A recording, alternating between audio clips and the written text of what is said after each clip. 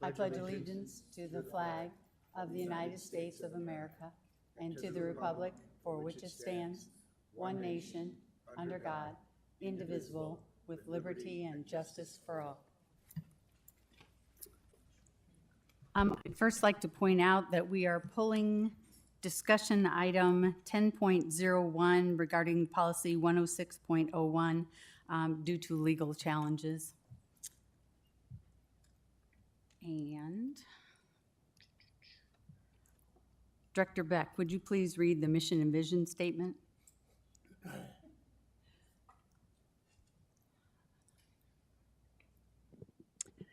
The Davenport Community School District is dedicated to growing excellence in academics, the arts, and athletics for every child by ensuring the highest quality education in an environment shaped by our diverse community, preparing our students to be lifelong learners and productive citizens.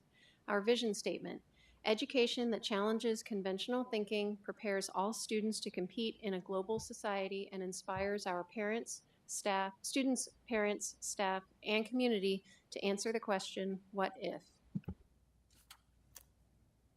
Director Potts, would you please read the guiding principles?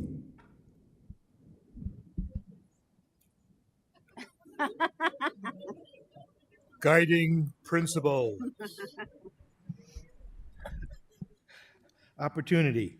We provide abundant opportunities to empower students to reach their full potential academically, creatively, and socially.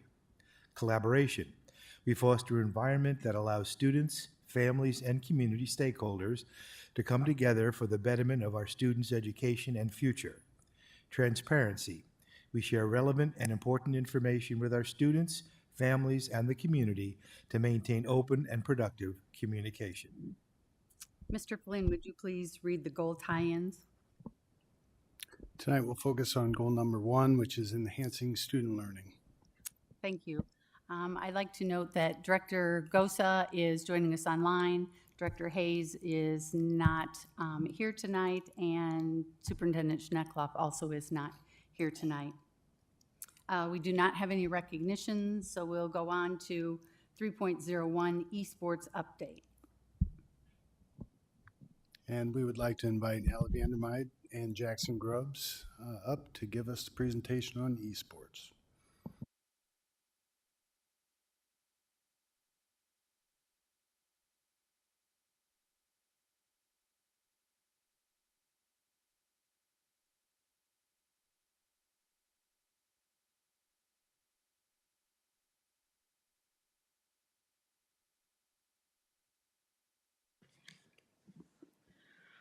Good evening.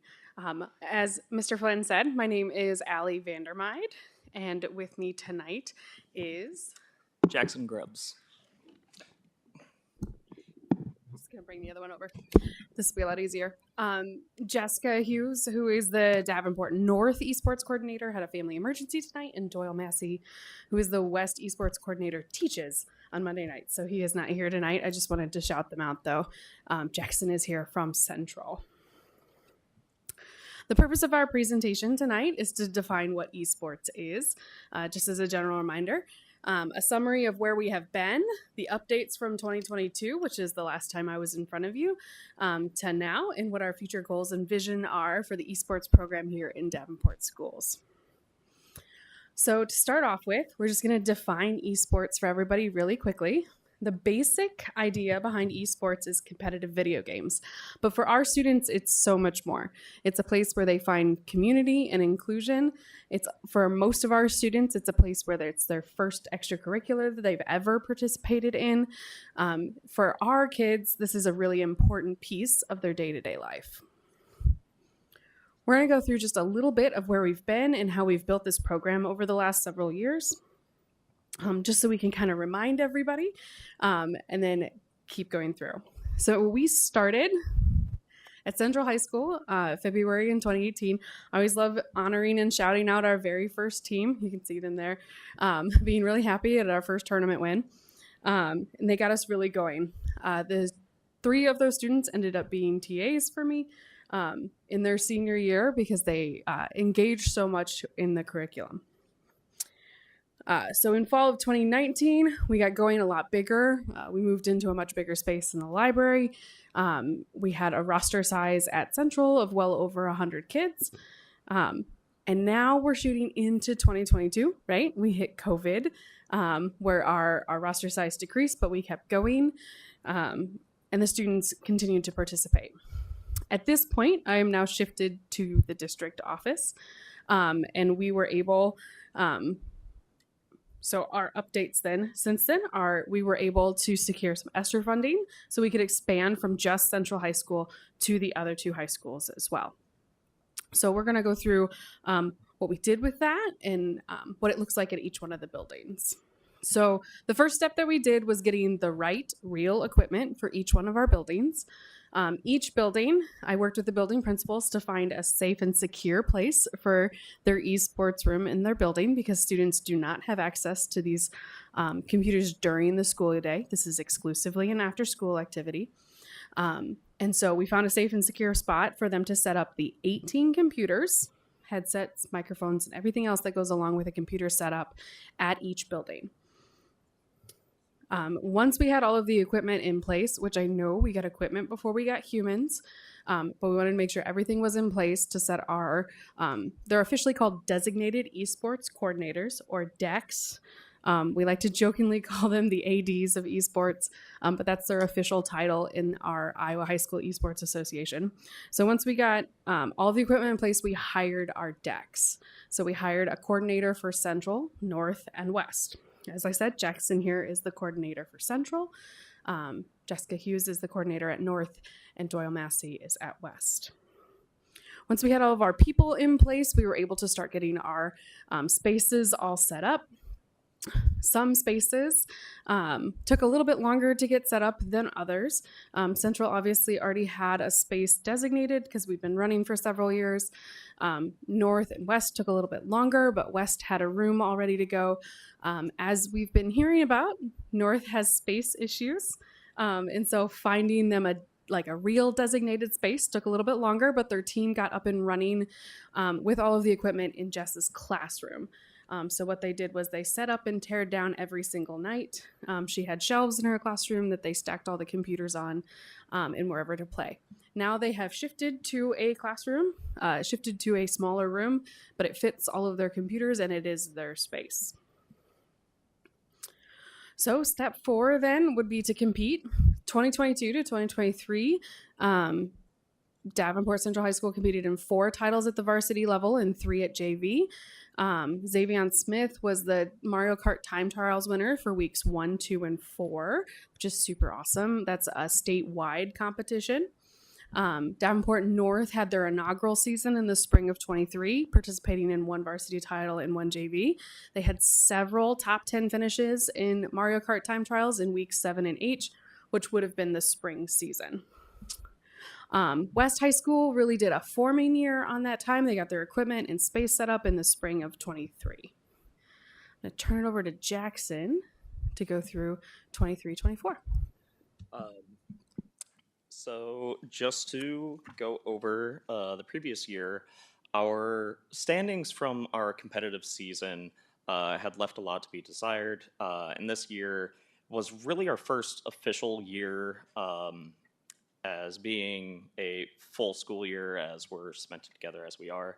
But it's also coincided with being a freshman year where it gave us an opportunity to rebuild our player base, and we had an overwhelming amount of freshmen that kind of came in and set up a new roster for our program. But each of them has shown a great deal of commitment and enthusiasm that shows a strong investment into the program we have at Central, hopefully for years to come. With many of the students still getting their bearings in a competitive environment as opposed to more casual stuff they might do on their own at home.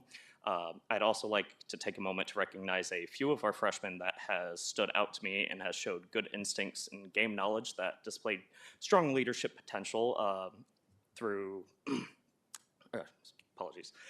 They've shown strong leadership potential, Andrew Kestner being the one that stood out a lot. Willingness to improve of the likes of Graham Irish, Nate McNair, Chase Hines, as well as they've showed continued cooperation and dedication to our program as a whole. Mason Hankins, Crosby Raridan Hale, and Sawyer Garrett. Again, they've been wonderful additions to our program this past year, and I'm excited and look forward to see the continued growth and potential these players have in the years going forward. I also have a great deal of excitement for the incoming freshman class of this year, as I hear they should bring some great prospects, with many that I hope will complement those sophomores greatly to make for a high-performing teams. Team player retention was also the best it has been this year.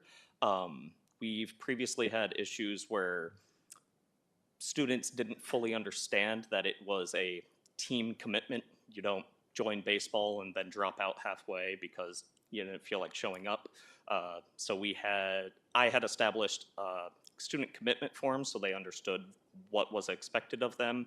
And to that effect, I don't think I had a single student that had quit throughout a season, and it had a lot of excited participation through that. And then if you could show your attention to the image on the left side of our slide here, this is actually a student project that was given to me this past year from our freshman Graham Irish in his computer graphics class that he has with Mr. Balzer. He had to do a advertisement for one of his assignments, and so he decided that esports needed something put together, and so I provided him with our logo to make it a bit more on brand, and it's a banner that I'm very interested in getting put together and displaying it properly, as I'm proud to see our students have that kind of participation with us. Awesome. So just some stats from Central. They competed in 5 varsity titles and 1 JV. Xavion won week 10 and came in second, and then another student came in second place in week 10 as well, and 11. They had 36 unduplicated students on rosters throughout the year. Davenport North greatly expanded their offerings this next year. They went from 1-1 to 6-1. They competed in almost every varsity title. They were 1 spot away from playoffs in Varsity Smite. It was a really good conversation and a really disappointing last game. They almost made it. Mario Kart Time Trials top 5 finisher in week 16, and they had more than 50 students on their roster throughout the year. Davenport West started competing. They officially competed in 2 varsity titles, as well as having several students who competed in time trials throughout the year. We just wanted to go a little bit through the impact that esports has had on our students. We asked some students for their testimonials or impact statements, so I'm going to hand it over to Jackson to read off some of his kids. I just have testimonials from 3 students this evening. First one being Keegan Amy, currently a junior at Central, who he actually has just joined us close to the end of the school year. So going into his, although I joined a bit late and couldn't enjoy the competition of certain esports like Valorant or Mario Kart at the time, my experience just being there was great. There wasn't a time where I felt like I didn't belong. Yeah, sure, I still need to get to know the people in the club alongside me, but everyone gets along. I could see just how happy everyone was to be a part of something they all love. It pushes people to exceed their social boundaries and reach into communication with those they haven't met before. It helps improve collaboration with one another, and although it is just video games, it's all about strategy and communication, which is what competitive competitions are built on. When it comes to me, my favorite part was watching those competing and seeing just how much they enjoyed the space they were in. I hope to be able to fully understand those around me in the coming esports seasons. The next one, we have Charlie Soberoff, a graduate from the past year, but they had actually moved to another school district. That being said, I still value and look back on my time spent at Central's esports team fondly. Of course, playing the video games I like and competing was fun, but the arena was a space of community and friendship. These days, online video games feel restrictive in that we almost exclusively meet and make friends with strangers on the internet. But with an in-person esports team, we can meet people who go to our school and are the same age to play with instead. With esports, though we don't play physical sports, we can get the same group dynamic as kids on soccer or football teams. Not only that, but for a lot of us, the arena was our safe place. We didn't have to worry about school or home stresses and could spend time with our friends to wind down and relax. Every day, I'd look forward to going to the library after school and chilling with my friends. The time spent playing video games together was so incredibly valuable, and I hope all the kids like me who didn't know where to go or what to do their freshman year can find the amazing people ready to welcome them into the esports arena. Lastly, Nate McNair, who is soon to be a sophomore this year, says, esports is extremely fun for me. Just to have others as friends and being able to have fun and play games with them makes my day. So, as we look ahead, we have several places where we want to continue to grow esports in the district. I'm going to go ahead and let Jackson talk about Central, and then I'll talk about the other buildings. For Central, the scope that I have for things moving forward, I have an interest in expanding our community outreach. I intend to do so by setting up consistent streaming of our matches so that people may spectate our games as they happen, so we can get some participation from friends, families, and such who want to see our students compete. I also plan to establish a Central Esports kind of merchandise, maybe t-shirts or something that can kind of put our team brand out there as something people can kind of recognize out in the world. College connections have also been an opportunity that I want to encourage our students to pursue as far as continuing esports in college or trying to obtain scholarships for themselves. We have had college coaches interested in speaking with our students before, and they have on a few occasions, but it is something I hope to be in a better position now to coordinate either college visits or discussions with coaches better between our regular competition schedule. And then as far as our competitive performance goes, again, we weren't the greatest this past year, but I saw a lot of improvement over each season that I'm hoping that the solid foundation had been set this year, that our students this year will lead us to making state playoffs sometime within the next 3 years.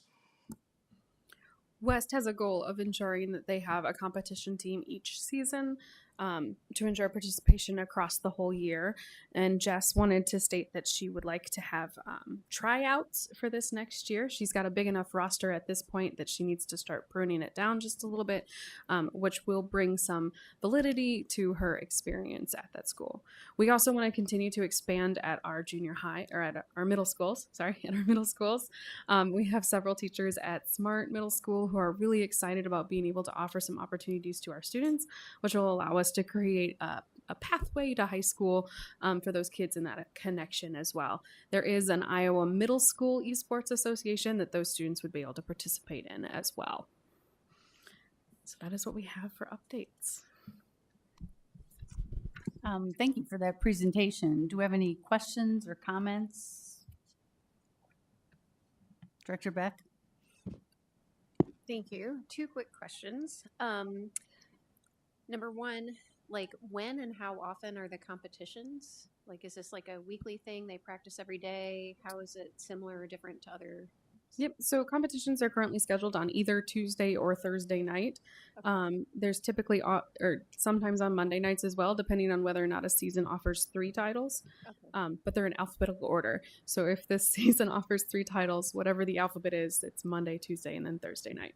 Okay. And then the JV title is played on the opposite night. So they'll have a varsity match on Tuesday, JV's on Thursday. So basically 1 match per week and then Mhm. For each title. each title, Yeah. and then practice every day. Is that So throughout a school year, we have 3 seasons of a fall, winter, and spring.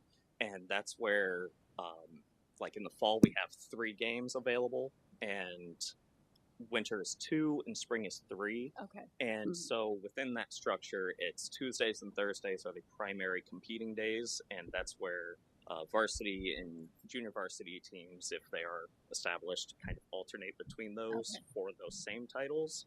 But that's where, for the example I can give, it could be possible that we have students interested in all 3 games in a season, so that would be Monday, Tuesday, Thursday. We have a different team competing while we're trying to get other students to practice at the Okay, same time. okay, So okay. it can be a bit to juggle. Yeah, but it is like a daily commitment with, you can, if you're a student, you can expect to be in a competition once a week Yep. at least. As far as I have my team structured, every Tuesday and Thursday each week, our students are expected to be there to practice on the day they aren't competing, and then competing Okay. on their competition Okay, day. I see. Previously, we have met mostly daily throughout a week, but being that it's just myself, it is a lot to take on Yeah. at this point. And then my other small question is, just because I know esports is sports, are the like academic requirements for students to participate the same as they are in, say, wrestling, whatever Yep. your sport is? So yeah, we work with the AD office of each building to ensure that the student rosters are up to date in our student information system, and they're ran exactly the same way as they are for the sports. Okay, so if a student's not keeping a certain GPA or attendance, then okay. Yep. Good. They cannot. Yeah, they're ineligible to compete. Okay, thanks. Director Barnes. This may be a naive question. Does esports adhere to the same class, or is it interclass in regard to competition throughout the Like state? like how they have Yeah, class 5A, so 5A, on and so yep. forth. So last year was the first year that the esports statewide organization was big enough to have classes. Okay. So we're currently in 2 classes. Next year we'll be shifting to 3 classes. So we're aiming to eventually get to the point of the same classes as athletics, as well as the same conferences, but we're still building. Okay. So the esports organization across the state only has about 100 schools, so we're a third of the way there. Okay, thank you. Director Poston. What are the maximum number of students that you can handle at each site? So with 18 computers, it's about 18 students a night. If you add in, so we do have 2 Nintendo Switches that also go with each one of them, and you can maybe have 4 at each, but that becomes a little bit of an unmanageable amount of students with just one human in the room. So you're looking at maybe 20 students a night. Director Gosa, do you have any questions or comments?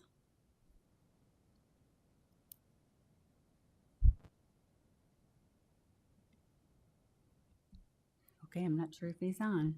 Oh, sorry, I was still muted. I just said thank you for the presentation and the stats, and it seems like a great program, and I'm glad to see it's growing. Keep up the great work. Thank you. I just have a couple. A couple years ago, you said some of our students actually won scholarships on this. Did any of them this year earn a scholarship? Scholarships have been a very different landscape in the last couple of years than they were at the very beginning. And part of it is a lot of turnover at the college level has made establishing relationships a little bit more difficult.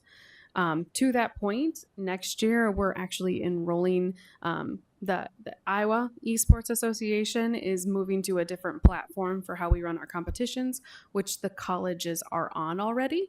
So we're moving to the same reporting and stats platform and everything. So that way we're better able to make those connections with the colleges in the future. So this year we did not get any scholarships. Is that what you're saying? To the best of my knowledge, no. Okay. The adults that are overseeing this, are they teachers in the building? So Jessica and Doyle are both teachers in their respective buildings. Jackson is a LIS tech now. I was previously a paraeducator at Central, and then a student support liaison, and then as of this past quarter, I've been hired on in the IT department here. Great. And is there a stipend involved for Yes. these 3 people? Yes. Thank you. Anybody else? Again, thank you for the presentation.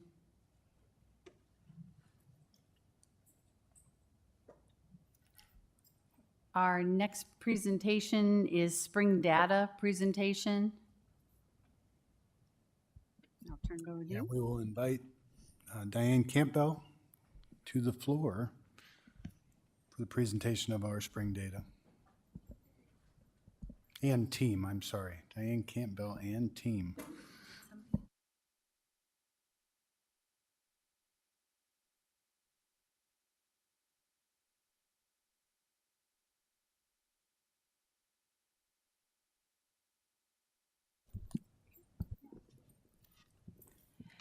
Good evening, everyone. It is such a pleasure this evening to be able to join you for our spring data presentation. I'm excited to be here this evening with such an outstanding team. We have so many people working behind the scenes to really make a difference. And with this data presentation this evening, I want to make some introductions before we get started. And so we have Kim Awalt, who is our new math specialist, and we're excited to have her not only join us this evening, but also share some of the outstanding work that she's already started with our teams. It's been a busy summer. She's jumped right in. So Kim Awalt, and thank you for being here. We also have our secondary program director, Brianna Schwank-Mauschman, and we are thrilled that she is with us, and she joined July 1st as her first date, but I'll tell you, again, just jumped right in and has had a busy summer already, supporting the team and taking some leadership and really stepping up to meet the needs of working with our team. This evening, we also have Kim Woods with us, who is our secondary specialist for ELA, and Jen Saxon, elementary ELA. And so each of us will take a portion of this evening and be able to share some of the news with our spring data. We do want to highlight that we'll be looking not only at the data, but also knowing that resources aren't enough. We had a very busy year through our ESSER funds and adopting over 20 new curricular resources. And we also know that we have been breaking down silos and working very closely with many of the teams or all of the teams so that not only are we breaking the silos down, but through that interdependent work, knowing that the resource alone isn't enough.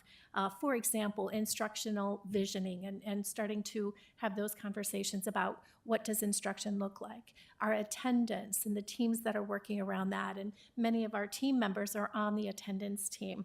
SEBH, those are just a few examples of those interdependent teams that are working to make such an impact on our data as we look at where we are with spring. So next, I guess I have this. Just to highlight the IASB questions, there are 3 that our presentation really focuses on. The first one is, are we making progress? We'll be looking at our literacy data, K-12, and also sharing some of the progress towards those healthy indicators. The third IASB question is, where have we not made enough progress? And as we look at our data, we'll be identifying some of those strengths and barriers that will help us continue to move forward. And the 5th IASB question is, what are the next steps? And here we will look at each level of data and share our action plans and our next steps. So the objectives of this evening's spring data, we will start with an implementation science and the impacts it has on data to provide some context in the work that we've been doing. We also will share the spring ELA data, FAST data. We also will be making connections between our field test building and implementation data and the healthy indicators. The next objective is looking at the math spring data, as well as those action steps that go with those new curricular resources. So that gives you an outline of what we'll be looking at this evening with spring data. So with that first objective of implementation science, it has been such a fantastic year of learning, not only for our team, but leaders in the district. We principals engaged in implementation science learning all of last year. The Learning and Results Department has also engaged in implementation science, and Equity and Learning Supports team, as well as special education. And we'll continue that learning because we know, again, as we get all of this information, we need to ensure that we're rolling things out in the manner that is going to make a difference in the outcomes. So what is implementation? It is the process of intentionally putting in place supports that facilitate adult behavior change related to the adoption, high fidelity use, and sustainment of effective practices that result in improvements for student outcomes.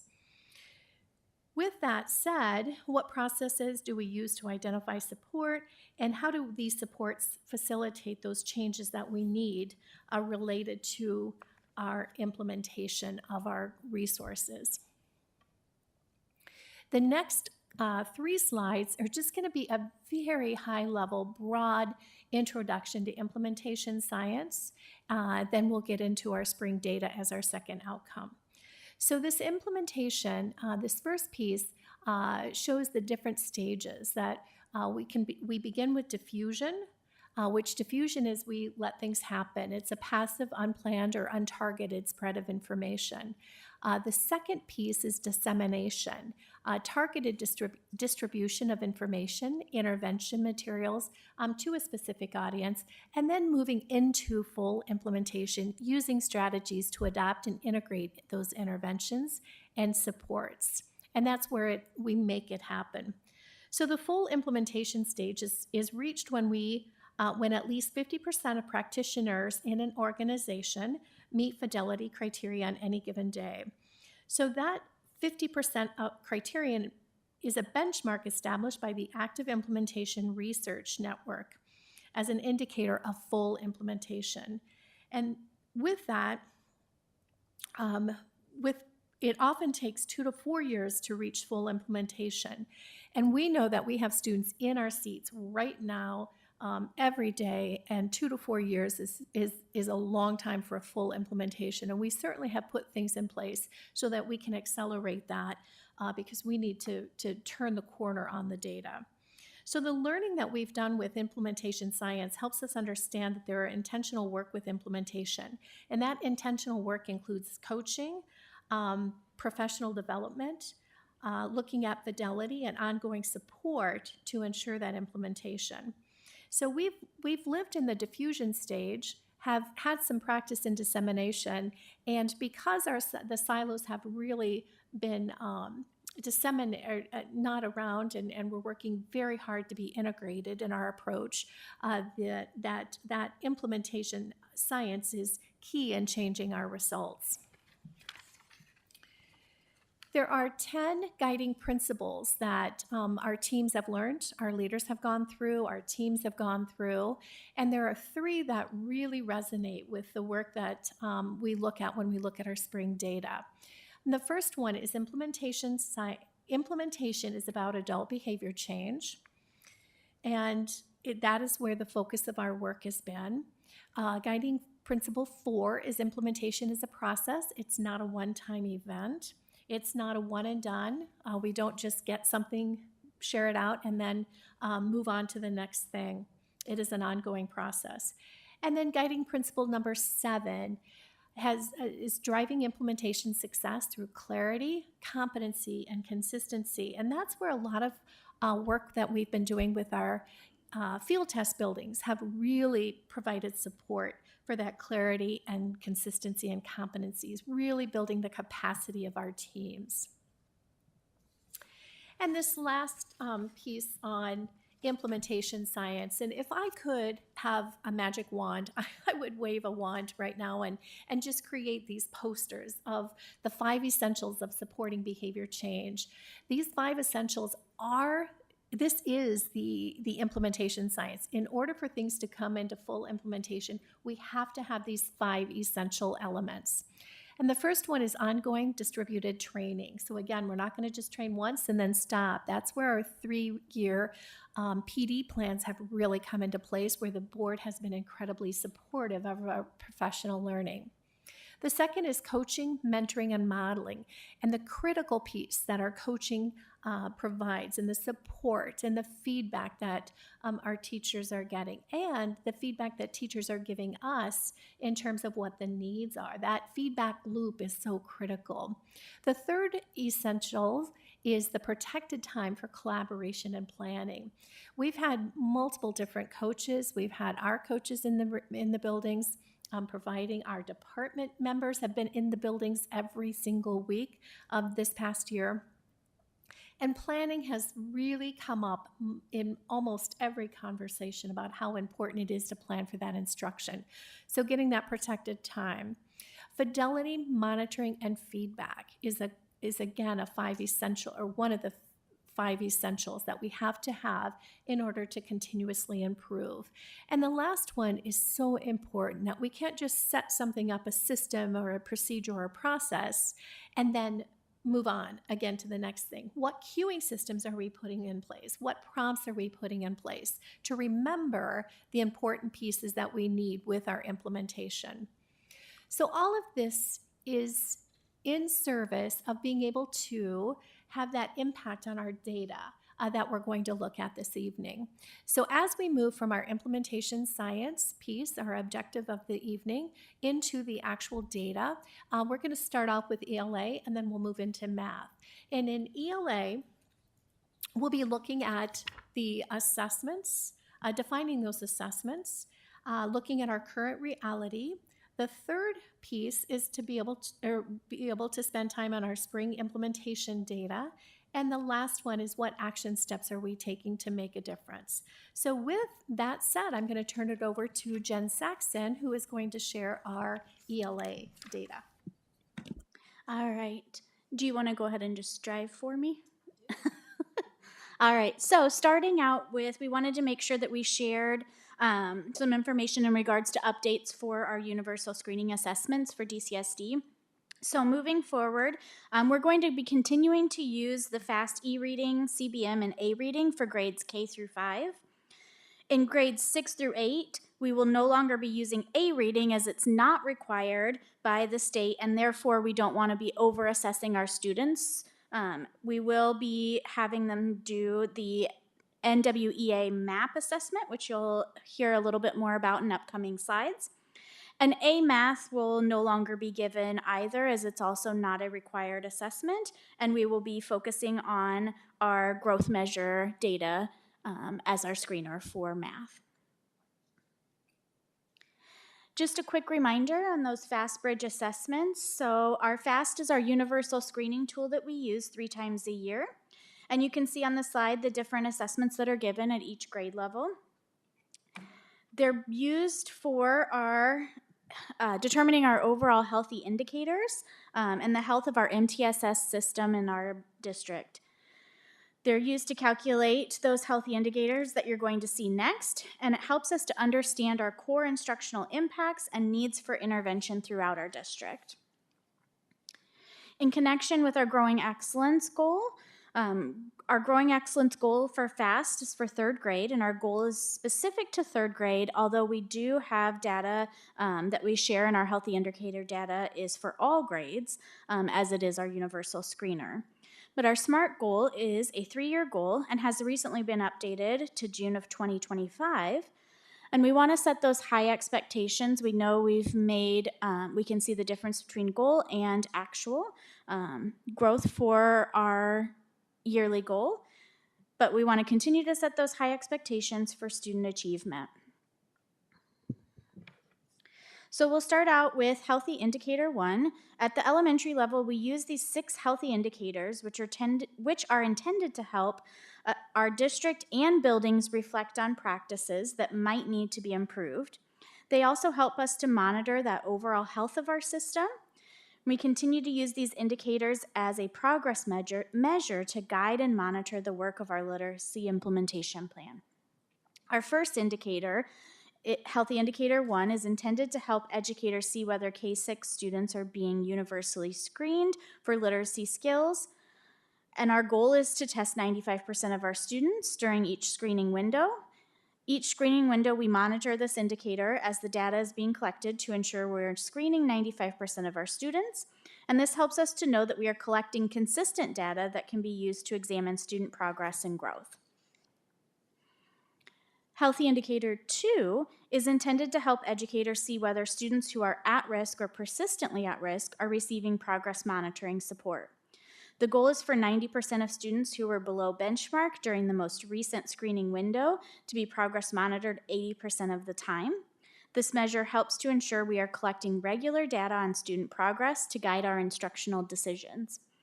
This slide shows the overall percentage from winter to spring over the previous 3 years, and the above graphic shows the weekly progress monitoring percentages. Healthy Indicator 3 is intended to help educators see whether students are meeting literacy benchmarks and to determine groups of students who may need more support. Our goal is to have 80% of our students at or above benchmark each screening window. The rationale for 80% is that core instruction needs to work for enough students to not overwhelm our intervention system. As a district and building level teams, we also examine this indicator by grade levels and subgroups to determine specific gaps where additional supports may be necessary. This indicator is directly tied to the district growing excellence goal for 3rd grade.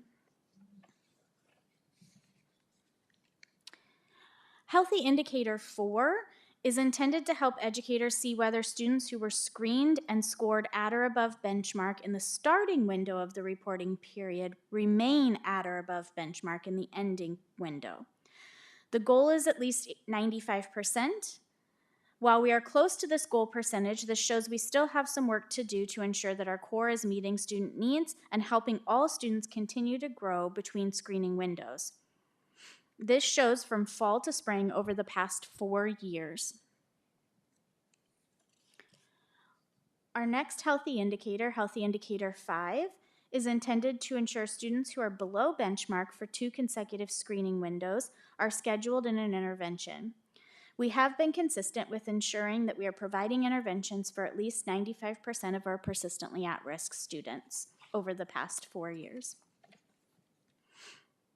The final Healthy Indicator 6, is intended to help educators see whether students who were below benchmark in the fall grew to at or above benchmark in the spring. This indicator helps us to monitor growth of below benchmark students. The goal is at least 65%. This shows our district data from fall to spring over the last 4 years for Healthy Indicator 6. So when we look at the overall current district state, you can go to the next one, sorry. We have a chart that's showing the percent of students who were proficient on the spring screening benchmarks over the last 4 years. You can see the grade level along the horizontal axis and percent proficient on the vertical axis. The red line indicates that 80% proficiency goal. This helps us to look at trends in student proficiency over the past 4 years. We are starting to see some of our scores. They had gone up to pre-pandemic state in most of our grade levels, and although that has happened, now we can continue to see kind of a bounce back and forth in different grade levels as you look across. We do want to continue to move those students forward, though, and get closer to that 80% goal. This graphic here is showing the percent of students who were proficient on the spring screening benchmark over the last 4 years for our students in grades 7th and 8th. This data, along with our other data, really shows that need to focus on improving our core instruction with high-quality instructional materials. On this next section, we have the graphic, but it has the same information as the previous charts, but a little bit easier to read in terms of cohort data. Cohort data meaning we're looking at that same group of kids over multiple years. One trend that we've noticed that began starting in 2020, 2021 is a drop in proficiency from kindergarten to 1st grade. We believe this is due to students demonstrating isolated skills in kindergarten and being asked to demonstrate application of skill beginning in 1st grade. A primary goal of our ELA adoption was looking for increased opportunities for application of skills beginning in kindergarten. Our new ELA resource, Amplify CKLA, is designed to have students learning sounds of letters and then immediately applying those sounds in blending to read simple, blending and spelling to read and write simple 2 and 3 letter words.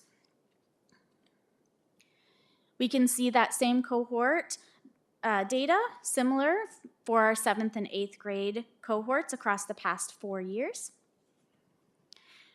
We did want to highlight some of the data from our field test. We had 2 full implementation buildings field testing our new ELA resource this past school year. We did have some additional field testing, but we went ahead and stuck with our full buildings, as otherwise it was just a grade level or maybe 2 in a building. So for this data, I previously shared our district data for Healthy Indicators 4 and 6. These are both looking at progress and maintaining proficiency. As a district, we were 87% for Healthy Indicator 4, maintaining those students who were at benchmark in the fall to at benchmark in the spring. Both Eisenhower and Fillmore were above 90% for this indicator, with Eisenhower at 91% and Fillmore at 94%. You'll notice this is also above the state percentage of 89%. The same was true for Healthy Indicator 6, for growing students from below benchmark to at or above benchmark. Eisenhower had 25% students grow, and Fillmore had 22% students grow compared to our district percentage of 19% on this indicator. With our field test, it was important for us to also ensure that we were following implementation science and implementing our new resource with fidelity. This meant visiting all 48 field test classrooms to watch instruction and determine themes and implementation and next steps for professional development. We were also able to allow all of our building principals and coaches the opportunity to visit a field test classroom this spring and debrief with our curriculum team. This graph shows our levels of implementation for the field test. We know that high fidelity of implementation, or full implementation on this particular graphic, will lead to desired student outcomes. This is where we would expect teachers to be when looking at implementation science. This is why we need the embedded coaching and ongoing professional learning for our teachers to continue to feel successful in implementing their new curricular resource. I'm going to go ahead and pass along to Kim Woods to share some data with HMH into lit field testing. Awesome. Thank you, Jen. So as you are looking at this particular slide, you will see the district end of year growth measure assessment for HMH into literature. So I want to call your attention to the right.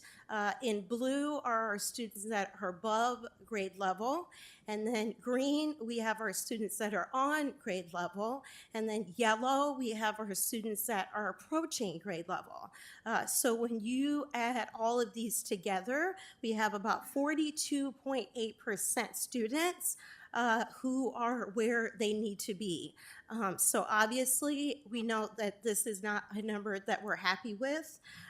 This is something that we need to continue to grow and work on, which is all part of the implementation science. But we know that by providing supports and resources to our students, we know that we're moving into the right direction. This is another graph of the spring growth measure assessment as well. It goes into a little bit more detail because it gives you the percentage for each of the grade levels.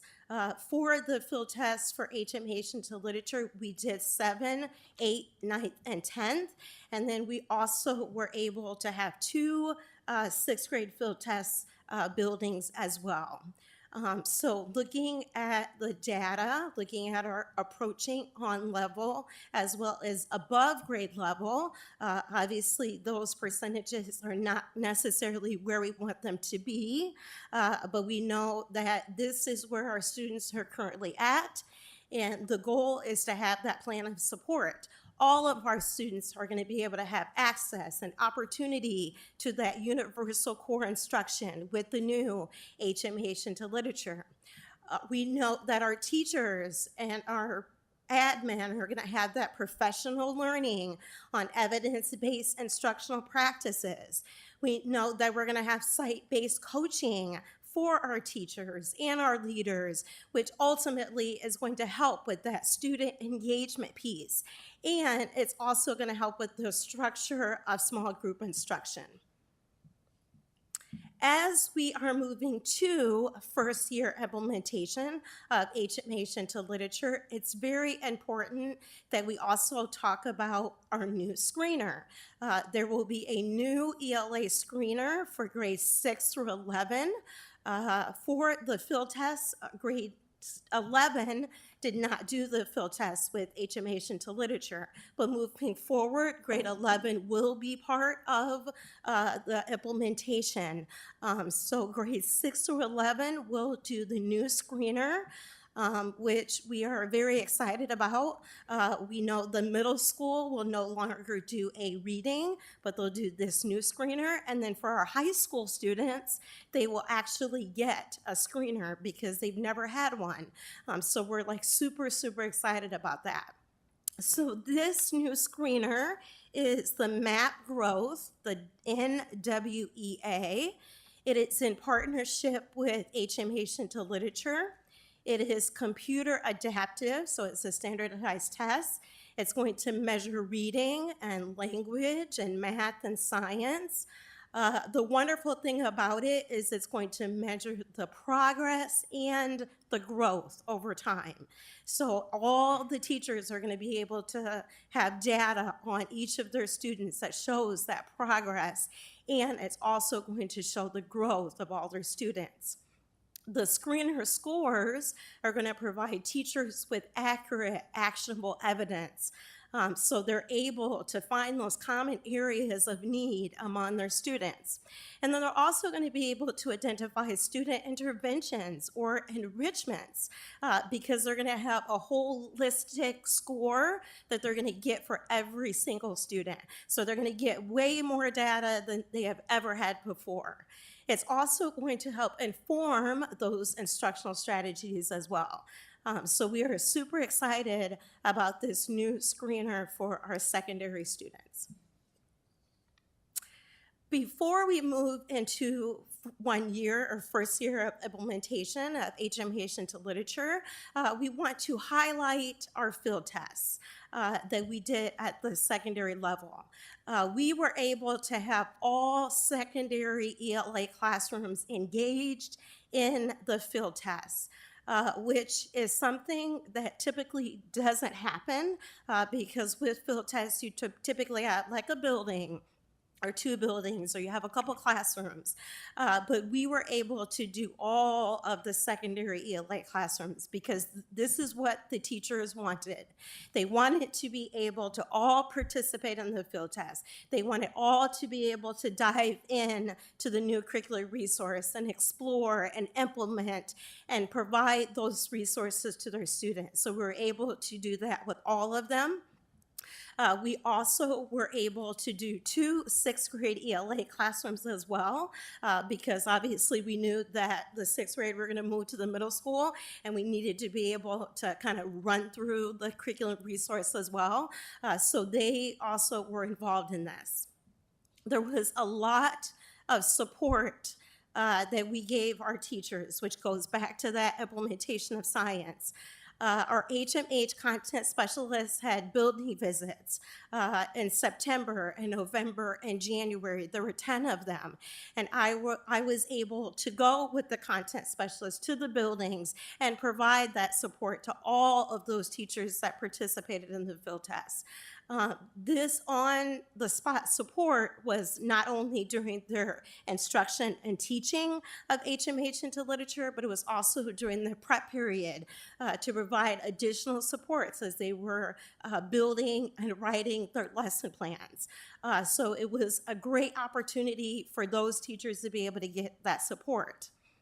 In addition, I also conducted 80 and I'm going to repeat that again.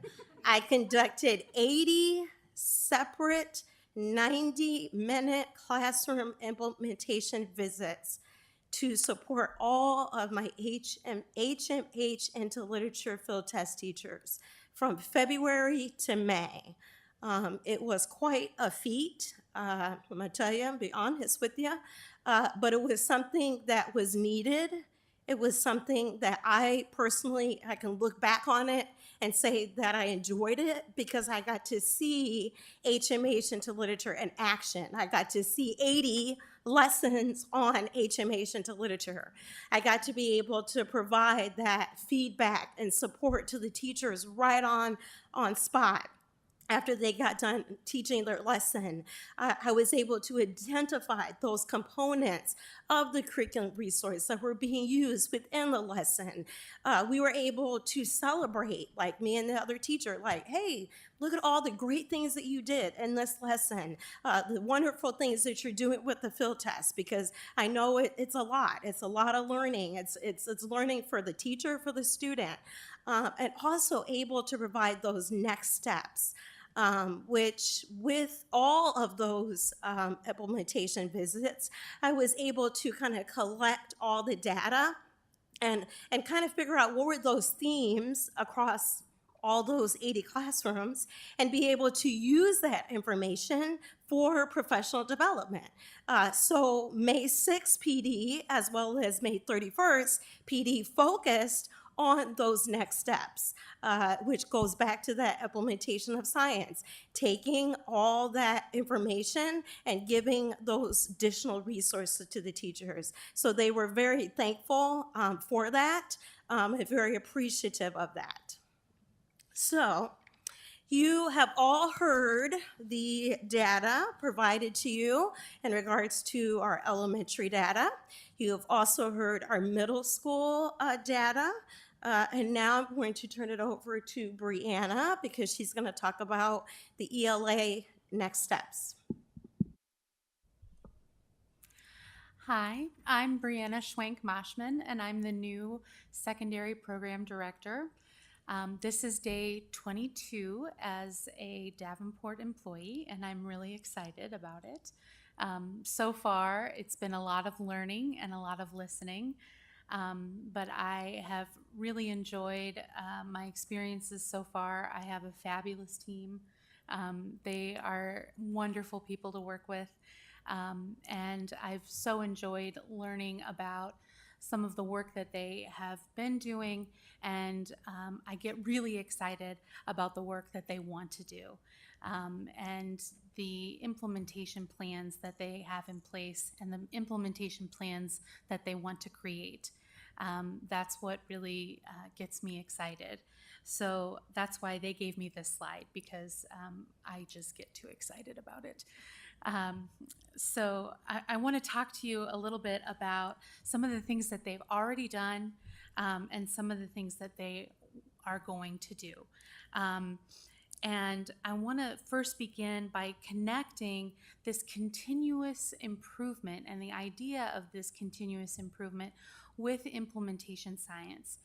Embedded within implementation science is the idea that we continually improve, that we make a plan for continually getting better, for constantly monitoring and checking our progress towards our goals, and making sure that we have action steps in place to get us closer to our goals and to recheck those goals to make sure that they're exactly where we want to be. So this continuous improvement work is implementation science. So I want to start by highlighting at the elementary level, we had 556 teachers at the K-6 level participate in letters training, which is part of science of reading, which is fueling an understanding and a foundation for our new CKLA Amplify curriculum, which is fantastic work.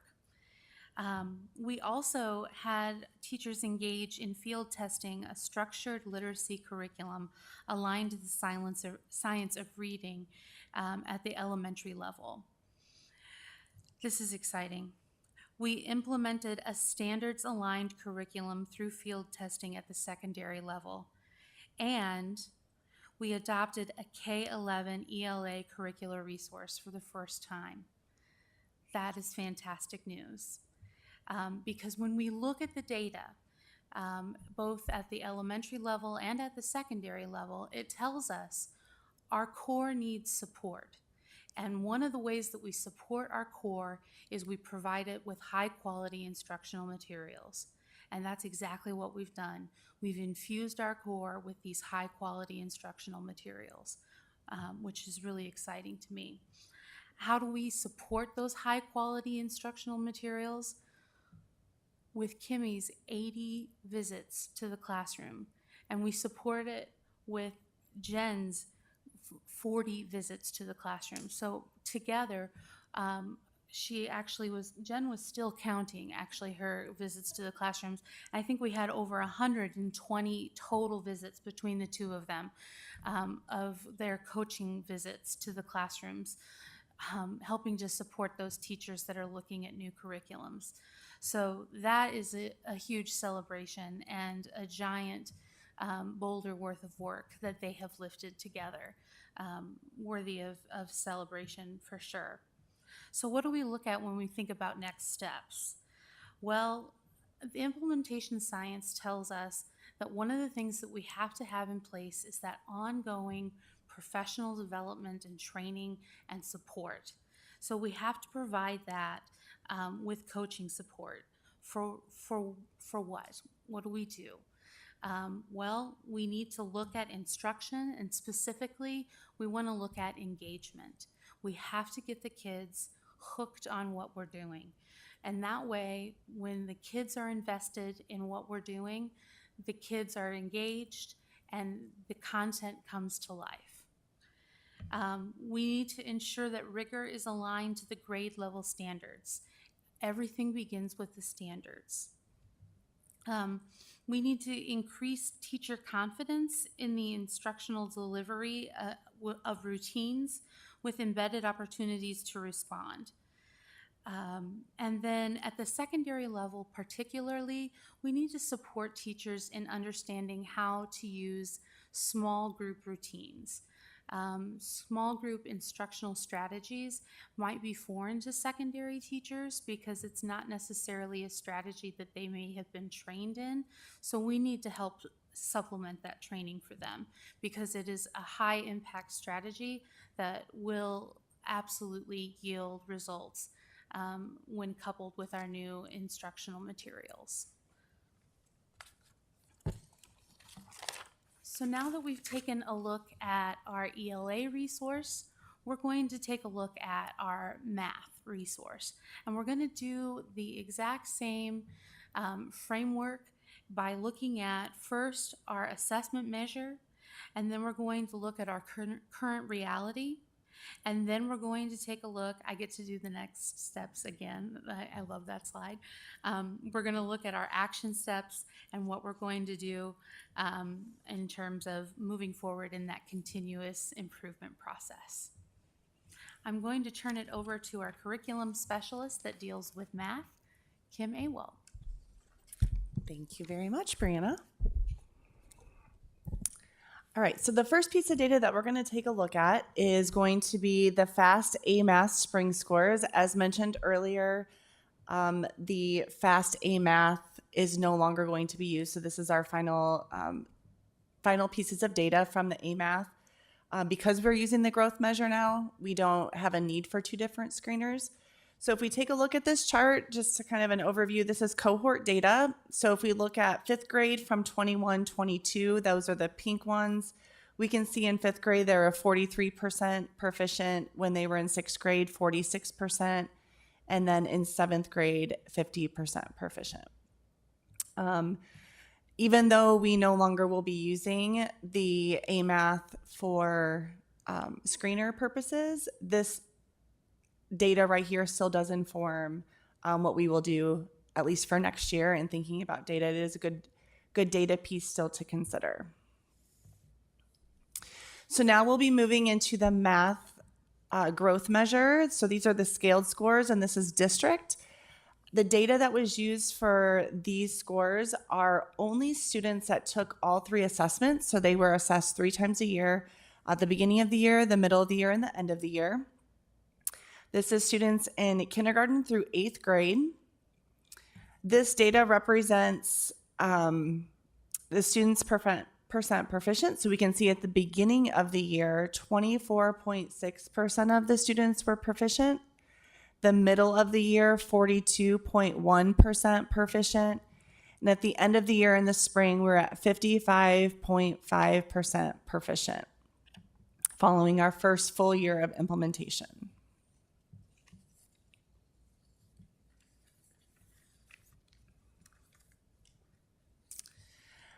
These next graphs are my favorite, the ones with all the color, because it doesn't just tell us which students were proficient or not proficient, but it really shows us where at in that proficiency scale that they fall.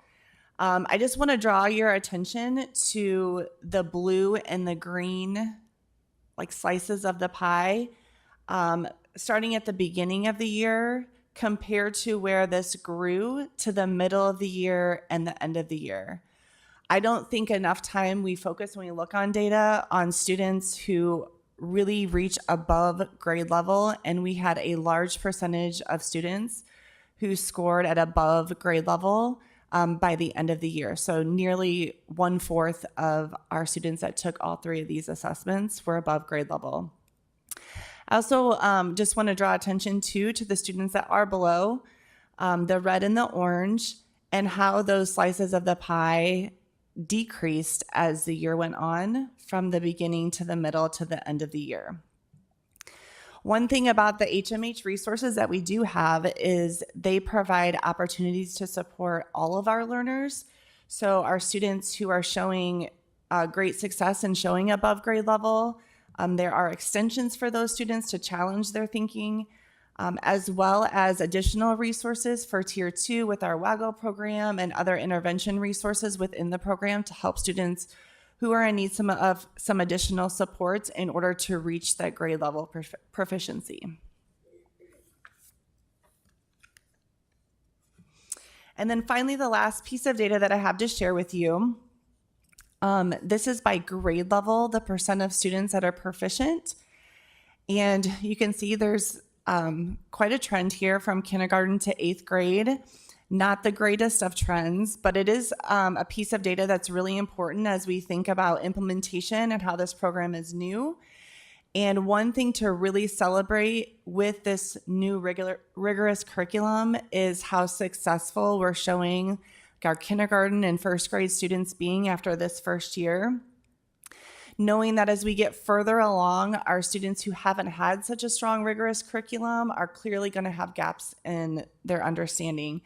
And so we are going to continue to use those resources to help to fill those gaps, but know that if having a strong, difficult, rigorous curriculum is what we need, and knowing that if our kindergartners can do it, that all our students are going to be able to do it. So really looking positive for the future for all of our students at Davenport. Brianna?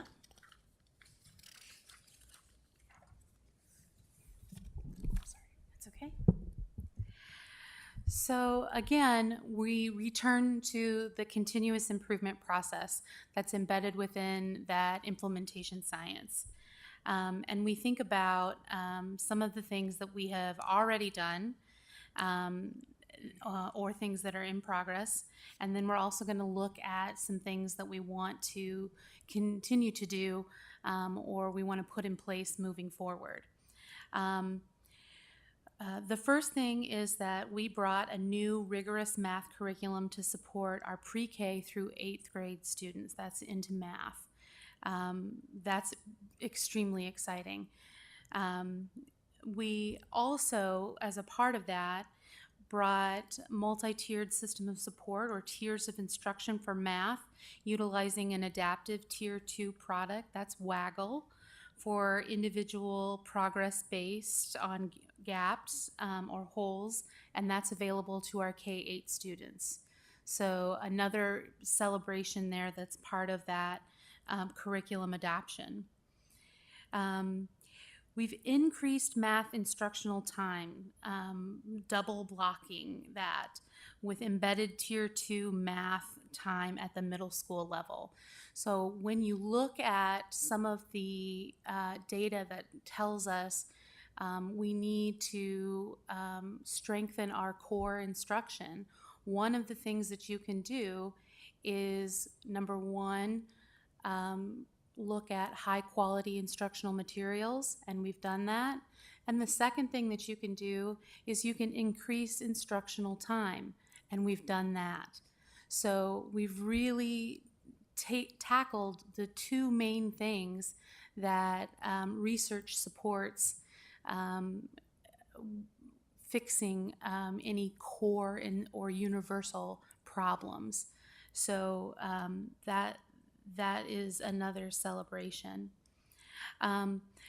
Another thing that they've done is created CTT time for collaboration with planning and curriculum support. They've also created ongoing professional development to support best practices with HMH coaches at the building level. And in the fall, we'll be implementing NWEA MAP universal screeners for algebra and ELA at the middle school and high school, which again, Kimmy mentioned, the high school has never had screeners before, so this is a big win in terms of getting data in the hands of people who really need it. So what are we thinking about in terms of what are our next steps? We reflected on those 5 essential elements of implementation science that Diane mentioned at the very beginning of our presentation.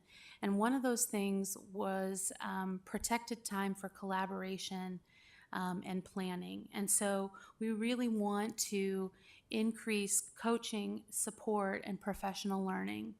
We want to think strategically about teacher resources like time and planning and materials. And we want to continue to find solutions to scheduling barriers that prevent us from being able to provide that protected time for collaboration and planning. So those are some of our next steps in terms of moving forward and tackling some of the things that are preventing us from meeting the goals that we want to reach. All right. This evening, hopefully you heard of several themes through our data presentation and information on implementation science. And some of those themes are collaboration, that we're working together with buildings, with teachers, with leaders, with principals, coaches, to really become problem solvers so that we can have a huge impact on this data. Also, hopefully hearing a theme of integration and interdependency within and amongst our teams and our departments that we have throughout the entire district. This is something that has really resonated in the last several months, that we have outstanding people working incredibly hard to do the right thing. And we need to make sure that we're removing barriers and hurdles so that we can really make that impact that we want to see for student outcomes. We had a very busy summer, over 179 teachers throughout the last 6 weeks coming together to really get these curriculum resources in place, get the pacing guides together. Kim has had a team that worked on putting the resources in a way that that are going to be usable and functional. Kim has had teachers in working with scope and sequence, pacing guides, developing the courses that students are going to want to engage in to impact the data. And Jen has had teachers in working on, again, making sure that we hit the road running and we don't have any time wasted, because we don't have time for any student to be struggling. So this, I just couldn't, again, be more grateful for the time and energy that the teachers have been working on, that the leaders have put together, and that our departments have collaborated with. So thank you very much for your time this evening, and any questions you might have. Thank you for that presentation. Director Gosa, I'll start with you. Do you have any questions or comments?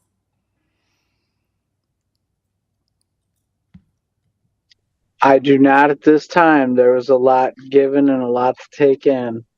Thank you for the presentation. Gentlemen? Director Barnes? I've got a couple of quick questions. There are a number of areas where we have a pretty high goal set, and sometimes it's within a 12-month window. Yet all of our trend lines suggest that a 2% to 4% change is about what can be expected year over year. So a couple of things related to that. Do we need to at some point revisit trying to get to 65% or 85% in a year when none of the data supports that that's possible? That's one thing. The second question is, are you looking at any benchmark school districts that are trying to do the same thing so that we can contextualize what type of performance improvement is actually realistic? That's I guess one of my questions. I'd love a response to that. Second question that I have is in the HMH. One of the keys that was identified was the support plan that is in place. And I know with personnel shifts, all of that sort of thing, I just want to make sure that those investments in the supports, which seem to be central to that, are likely to remain as we move forward. So those are the two questions that I have. Thank you. Thank you for asking those very critical questions. And to the first question about the goals, so there are two different in the literature philosophical thoughts about writing goals. So 4 years ago, when Davenport engaged in writing the district goals, it went one philosophy is to write those incremental goals, the ones that are realistic. The other one is how do you say these are the students that are going to reach that. So the other philosophical approach would be to write those goals that are aggressive goals. They're a way out there, knowing that that's what we're working towards, that that's what we're striving towards, that that's where we want all students to be. And so at that point, 4 years ago, the goals were written to be very large, very big goals, ambitious goals. And we do have an opportunity, and that was 4 years ago because we wrote a 3-year district plan. And then within each of those 3 years, there was incremental steps. But even those incremental steps were very, very large, very ambitious goals. So coming up into this year, is our final year for those ambitious goals. And we will be engaging in those district, reviewing all of our data again, rewriting that 3 to 5 year plan. And then that's the opportunity for us to take a look at our goals and maybe write them on the other philosophical side where, okay, these are realistic goals. Okay. The other piece that you had asked, do we look at benchmark data? Are we comparing? Are we looking at other districts to see what those benchmarks are? Absolutely. And that's one of the things that all districts have their goals. They are public. We have access to the information. And so being able to look at those in comparison, and there's a wide variety. You'll see goals written in a multitude of different ways. So that is a step that we take. Diane, I was just going to add, so for the healthy indicators, those goals that are a part of that are set by the state. So those are not ones that we set, just so that we can clarify. Mm-hmm. And then the second question you had was about the HMH support plan. And we are very intentional with our implementation plans, whether they're district or the building, that they're not people dependent, that they are really long-range implementation plans with the supports that are needed. And if there is movement in whatever that might be, whether it's staffing or some other change, we are nimble to be able to still address that and keep those support plans in place. Mm-hmm. Director Potts, do you have any? I understand this is the first year we've implemented these things, but it doesn't seem like our scores have moved very much at all. And I'm noticing in the intermediates in particular, we doubled the math time and we doubled the language arts time. But I'm not seeing much production there. I'm not seeing much increase in performance there. I'm not seeing much of an increase in proficiency there. So I've always, time alone, seat time doesn't necessarily measure academic progress. So I'm wondering how much time has been spent training the intermediate teachers in the MTSS. Have they had enough staff development there? Have they been, and how big are their class sizes? It's one thing to do tier 1 or 2 interventions when you got 20, 25 kids in a class. It's another thing to try to arrange tier 1 interventions if you've got 30, 33 kids in a class. Because you don't, where's your stations? And no room. Yes, several thoughts that you shared within that question. And the first one is I'm just going to bring us back to the slide about implementation science, where it says at least 50% of practitioners in an organization meet fidelity criteria on any given day. And that's what the research tells us. And that's why it's so important to have those 5 essentials when we're looking at any kind of program change. And those 5 essentials are ongoing training, which you spoke about, and our teachers getting the training. We are very intentional about the training that's provided, that it's mapped out for the year so that that can occur. And with that, you can't just train and then let it go and hope that it's going to happen. That was what we used to do. What we do now is we train and then provide that ongoing support, provide that coaching. Our TLCS coaches are in the buildings every single day. We have our specialists in the buildings every single week.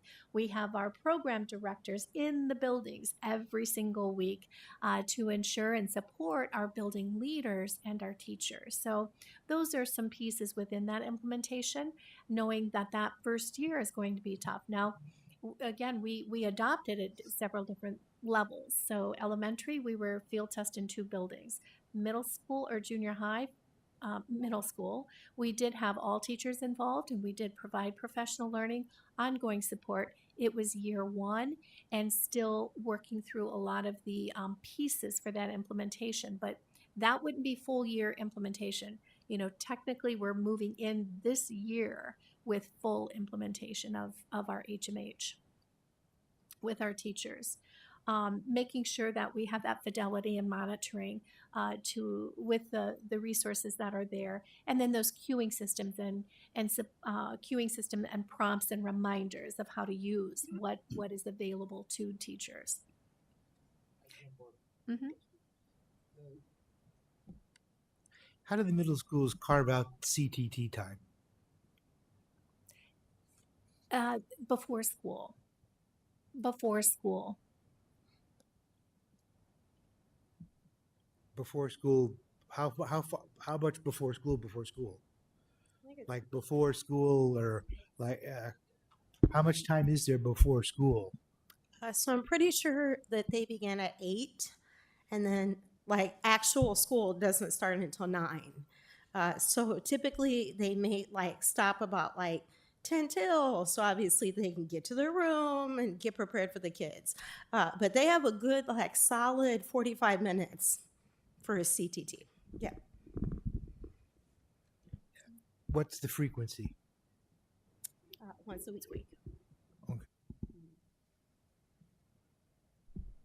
Director Passion, do you First of all, thank you for all the work that you've been doing on this. But one thing I would emphasize, and Diane, you just talked about it now, is that make sure that the supports are there for the teachers. And I think that's going to be critical for all this.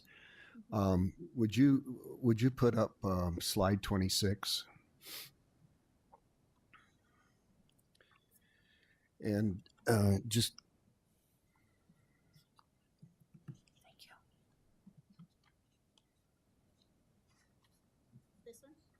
Yep. So just take, for example, 8th grade. And I guess first,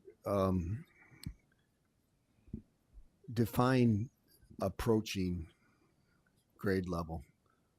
I mean, what's the difference between approaching and being below grade level?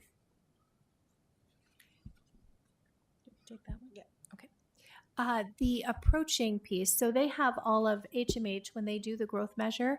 They have cut scores, and I don't know those off the top of my head, but I certainly can work with TJ to get those. And those cut scores then say this is grade level, and if you don't meet that cut score, this would be the approaching piece. Okay, so when I look at it, if they're still below grade level, okay, and so if you add those all up, I mean, in 8th grade, there's 75% of them are below grade level, correct? Yes, and Okay. approaching would be very close. Okay. Mm-hmm.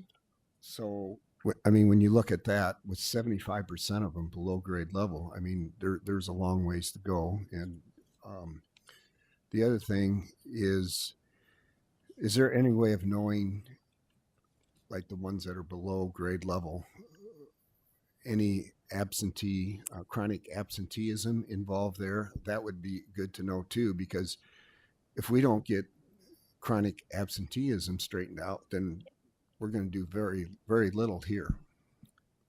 We couldn't agree more. And there have been crosswalks done with the absenteeism. So when we look at any student that is receiving intervention, are they a student that has attendance issues? Are they chronically absent? And if they are, then yes, and that correlation is there. So we have done that at the elementary as well and looked at it. So, and when a teacher's working in the classroom with their students, and you're trying to get the students engaged and get away from distractions, especially for middle school students, but all students, why don't we have a plan in place where there's no cell phones in the classrooms or in the school building at all? Mm-hmm. Do you feel that would help on test scores when we don't have that distraction? Mm-hmm. I'm going to let John address that. There's been some initial conversations. Director Posh, and that is something that has come up at all grade levels. There are principals that are that have share the exact same concerns. There are 2 buildings that are going to step to the forefront next year and implement some procedural things within their buildings to limit cell phone use and availability during the school day. So yes, it is a concern. And I think as much of the country is doing right now, trying to find ways to navigate and mitigate the effect that these are having on our students and our educational environments.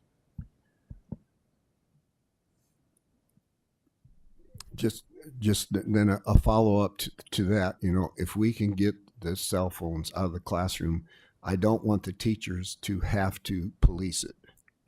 That's why I think it should be a whole building situation, because I don't want to have the teachers to go through that hassle of policing it. Director Beck. Oh, I'm sorry. One of those pilots that Mr. Flynn was referring to is Williams, and their pilot is starting out with the pouches that the students will enter them into when they walk into the building. Now, with that being said, the intent is for teachers not to battle it throughout the day. It doesn't mean that our teachers and our administrators and paras and everybody else won't be full tilt at the start of the morning to get those into those pouches together as a team. More hands makes the work easier, right? But they would not be battling it throughout the day, but it would be an intentional team effort to start the day to get those put in the pouches. Then at the end of the day, they would gain access to those phones again.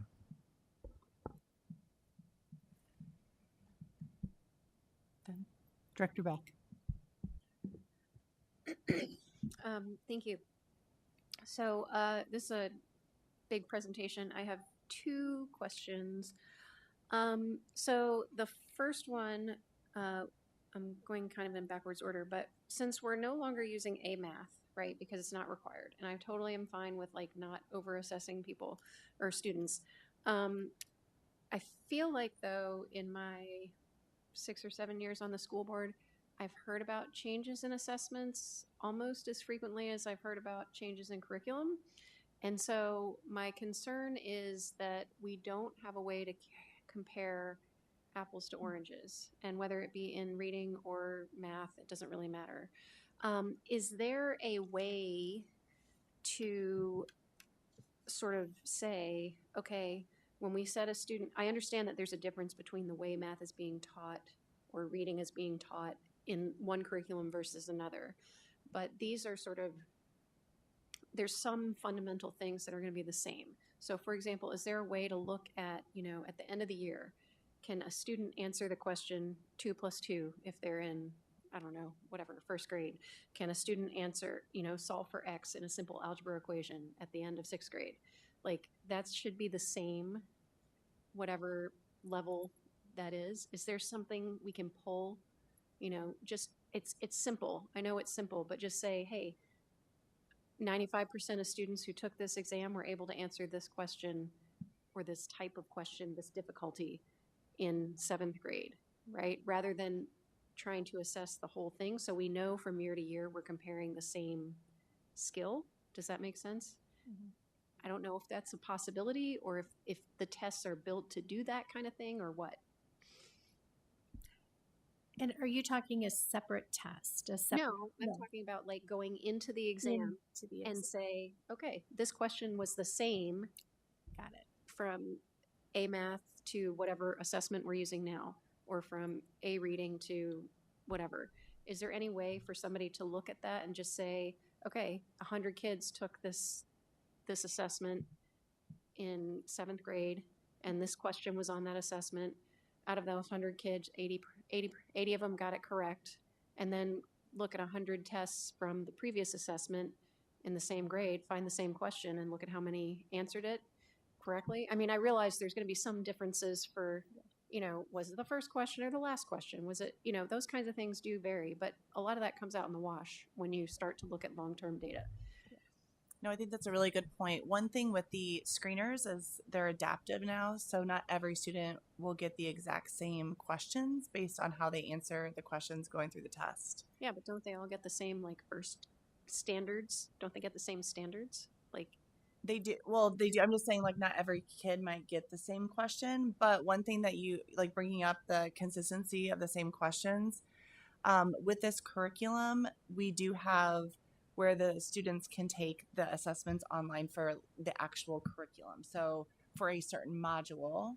okay. And so one thing we actually did just talk about recently is identifying which assessments we do want the teachers to give the online version. One, it's good practice for when they're taking these online assessments. And then two, if we're saying like every single student in sixth grade is going to take the module 2 assessment, online, then we would have that data. So they're taking it all the same way, and we would be really intentional about which of those assessments that we would choose. Mm-hmm. So like you're saying, is it the basic solving algebra? Is that one that's really important for us to track? So that would be an assessment that we might choose for all teachers to be able to give the same way to be able to pull that data. Okay. But there's not currently now a way to go in and like look at like an item analysis, an item skill or a skill analysis or something, right? I think we can get like some skill data, but as far as like a specific item, I'm not sure that that's. But there is skill data out there, so you don't have to compare the whole assessment from 2020 to the whole assessment from 2025. You can look at a skill that was tested in each time. Yep. Mm-hmm. Okay. Yep. Can I jump in? As I've been listening, I guess I want to try to organize some of the questions to potentially fit the presentation. Director Barnes, you asked about like model schools and like, do we have somebody we're looking at in terms of to set as a benchmark? Like that's where we want to go. Director Potts, you mentioned this idea of we doubled our ELA and our math blocks, and do we know that is producing yielding any results? And you're asking about Director Becker about the assessment for learning. I want to take us back to you may have heard the presentation they called about building blocks, this idea of universal tier. And this is from our state's differentiated accountability. Like this idea of what is a solid universal tier. So I pulled it up here. And the first thing is, do you have the time and opportunity? In other words, do you have 45-minute classes for 60 minutes worth of curriculum? Because if so, you're backwards. So don't go on. So that was one thing, but of course that's not enough to make sure that our classes are enough. The second building block is standards, competencies, and enacted curriculum. So are we teaching the right thing that a second or a fourth or an eighth grader needs? Instructional practices, like what are the routines to get them engaged? What are the instructional materials? And we recognized that this was an incredible lift to bring all these materials in at one time. And we made a calculated decision to overwhelm the system based on the reality of the ESSER at the time. But the fifth building block is assessment for learning. So are we using that to drive our instruction? And you can see that we have all of these pieces. And the last one is collaborative support. Back to, do they have time to plan together? And respectfully, it isn't. It's 8:35 that their contract time starts, and the kids are there at 9:05. So it's not the full hour. And we know that our teachers don't have enough time, whether they're planning or whether subbing or whether they're sitting in IEP. So we need to find the way for all 6 of those building blocks to be healthy, because that's when our universal tier will be healthy. So none of these are a panacea. And to your point, if they're not there, if our students aren't in the room, then how can we give them what they need? And attendance is like the prerequisite. So all your questions, everyone line up directly with our building blocks. And I just kind of wanted to pull those together because every question is about our universal tier and it's all part of it. They're not 6 separate lines of questioning. So I appreciate you letting me jump in. Okay, cool. Well, that answers my question too about skills-based assessment.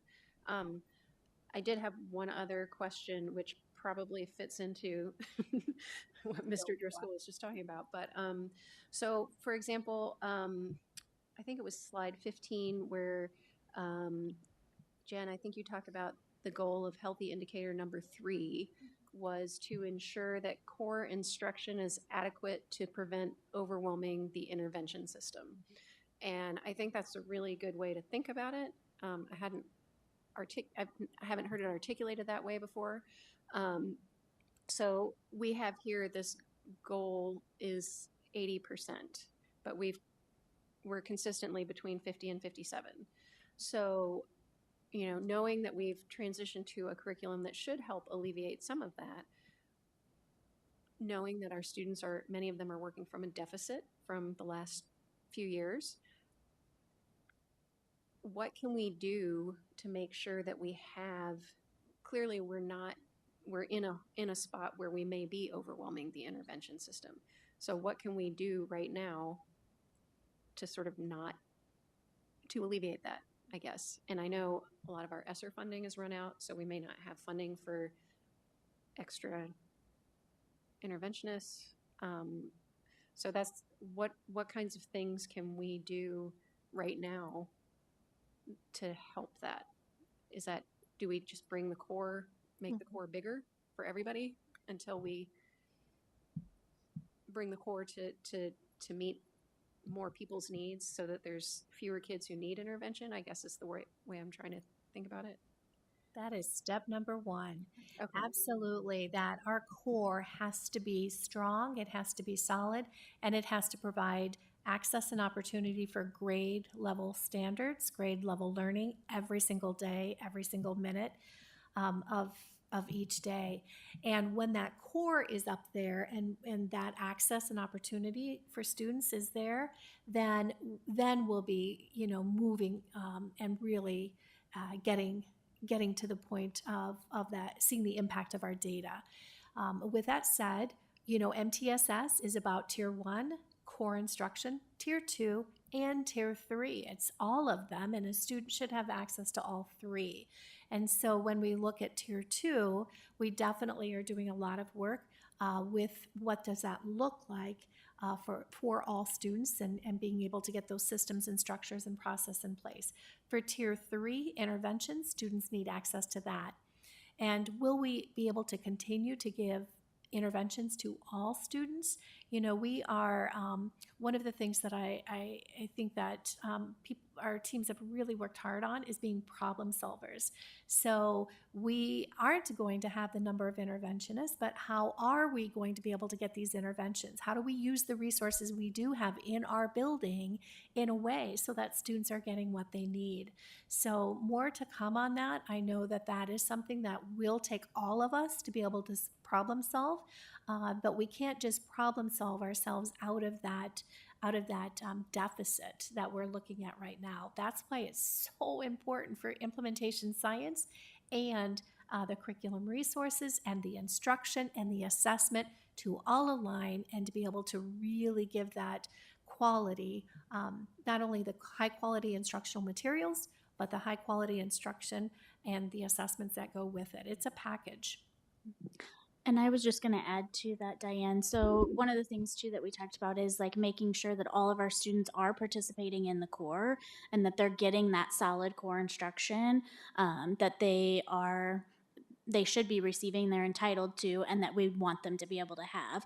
But the other side of that is, and I don't know if you remember when we talked a little bit about our new resource that we got with Amplify CKLA, something that's embedded within there is it has some embedded scaffolding and differentiation built into the curriculum that helps to support those teachers when students aren't at the level that they need to be at. So we know that we have that gap between where our students need to be and where they currently are, and those built-in scaffoldings and supports are what's going to help to bridge that gap for them. This is a really good example of breaking down the silos and being problem solvers. So when Jen said that opportunity for core instruction means for all students, so our students with IEPs, they need to be in for core. And I'll tell you, some of the classroom walkthroughs were so exciting because all students were engaged. Our students with IEPs, Jen was sharing some videos that, I mean, absolutely would bring goosebumps to your arms because of the engagement and the excitement that they were participating and feeling a part of the classroom. It was incredible. But with that said, when a student needs access to Tier 1 and Tier 2 and Tier 3 and they have an IEP, the schedule can get very complicated. So I know our specialists, our special education facilitators, our specialists, will work together to help problem solve again. So when we have unique situations where students aren't getting core because they have all the needs, we have a team ready to deploy to be able to support and figure that schedule out so that that core can remain intact for all students. It is critical for grade level access and that we're teaching grade level materials and instructing at grade level.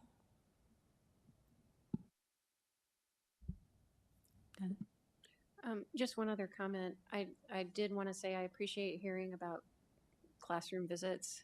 That's a lot of classroom visits, but oftentimes we hear, you know, people sit in this building and they never go in the classroom, and you're demonstrating that you guys do go in the classroom, and I think that's so important because you actually have knowledge of what's going on, and you can speak with some authority, and so I think I encourage you to keep that up. I think that's really important, and I can't speak for the other board members, but it gives me confidence that the implementation is going the way it should.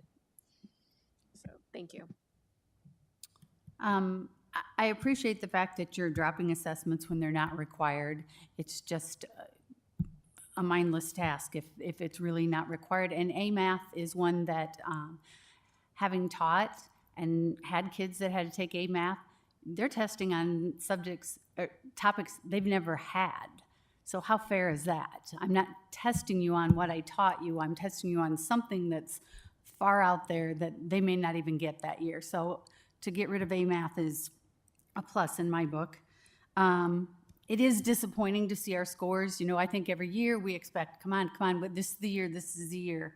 I do have hopefully high hopes that next year, because you're implementing all this money we've put into curriculum, this better be the answer next year that we see some gains. I mean, I'm not expecting it to go to 80, but, you know, when you're only at 25%, it makes me cringe to think we're somehow not doing what we need to. And yes, they need the core, but if they're not in that classroom because they're late or they're absent, when 95% went in and I visited a school, 2 kids came in after the whole 45 minutes of 95% were, well, that didn't help them a bit. So getting them in that seat to get the core is a big deal. So, but thank you for this presentation.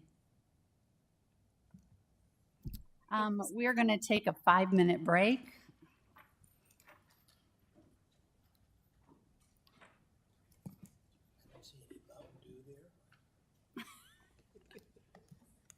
I've been sitting a long time, man.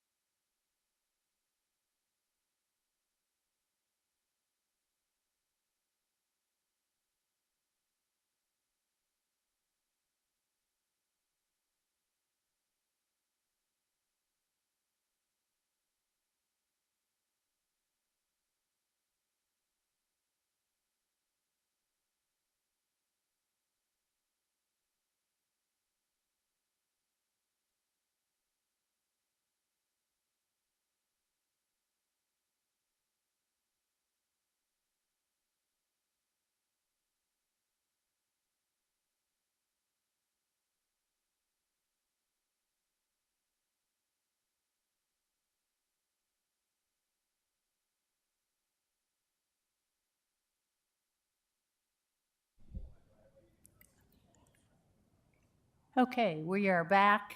There are no open forums at this time, so we're going to move on to the consent agenda. May I have a motion and a second for the consent agenda? Madam Vice President, Director Beck? I move the board approve the consent agenda as written. Second. It's been moved in second. Is there any discussion on this? All those in favor say aye. Aye. Aye. Any opposed? Same sign. Motion carries. Superintendent report. Mr. Flynn, do you have a? None at this time. That's a requirement since you're filling in. Yeah. We want 10, 15 minutes. Okay. Sufficient report, something. Committee reports. Does anybody breaking barriers? Linda's not here. Legislative advocacy. Nothing. Something.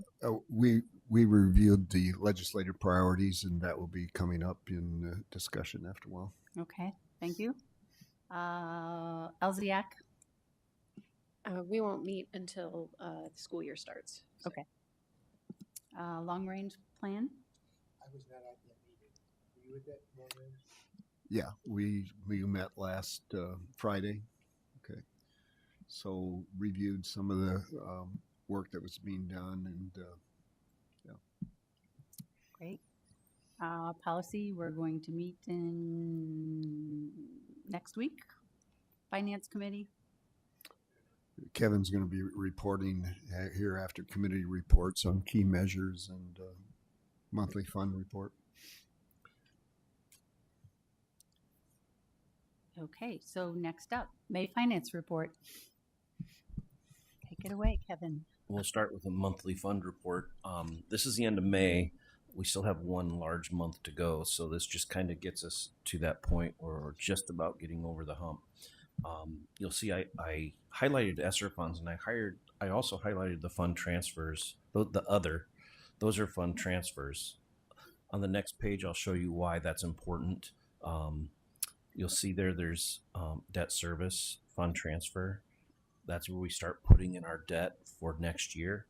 So I wanted to make that point so you see that. There's also on the previous page, there's the other objects in the sales tax fund, the far right column. Those are the amounts that we're transferring from the sales tax fund over to debt service to get ready to pay for our first debt payment. But you'll notice on the first page that we're still doing well from a fund balance perspective. And you'll see that since our sales tax is in a deficit situation, we still have a healthy balance of over $46 million. That's what's going to carry us over as we repay this debt. On to page 2, you'll see that our other funds, the Fund 30, I call it Fund 31, but it's abbreviated to the Fund 30s, that we have received our $83 million, I said in April, and you'll see we're starting to make a spend of almost $4 million in that fund. I'll be reporting to the Board Finance Committee how all of these projects are going and what status they're in. So we'll keep tabs on those statuses as we go. The Internal Service Fund, I'm always watching that for the year to see how well we're doing. Internal Service Fund is our self-insurance fund. As long as that number stays positive, we're doing okay. If it gets way too high, that's one thing. But if it starts to go negative, then we need to really consider how we're going to fund that with our insurance premiums going forward. So that looks really positive for us at this point. Having that amount of a surplus just for the year is right about where we expect it to be.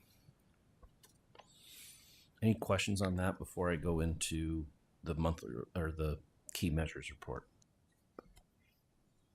If not, we'll flip to that real quick. Brenda, please. This is getting interesting because as we get through May, you'll see that our projected and our budget of our unspent balance is running right about 12%. So we're starting to even out. That was the hope that we would be at, so that we're still healthy and we're still within that range. and you'll see that our percent that we expect at 97.8, that's where we're trying to get the leveling of to get to 100%. That's starting to come closer. So we're getting there. Our solvency ratio still is a little over 20%. That will be coming down, as I mentioned in the past, but those numbers are starting to flatten out exactly where we expect them to be. I didn't highlight this on the second page, but if you'll scroll down to the second page, the previous months I had negative variances in that very bottom right corner. I updated when we did our amendment to those numbers, and you'll see those are projected to stay positive where we expected them to be. And that's all I have for those reports. Thank you. Are there any questions for Kevin? Okay, we will move on to, Hey, Madam President, oh, yes, President Gosa.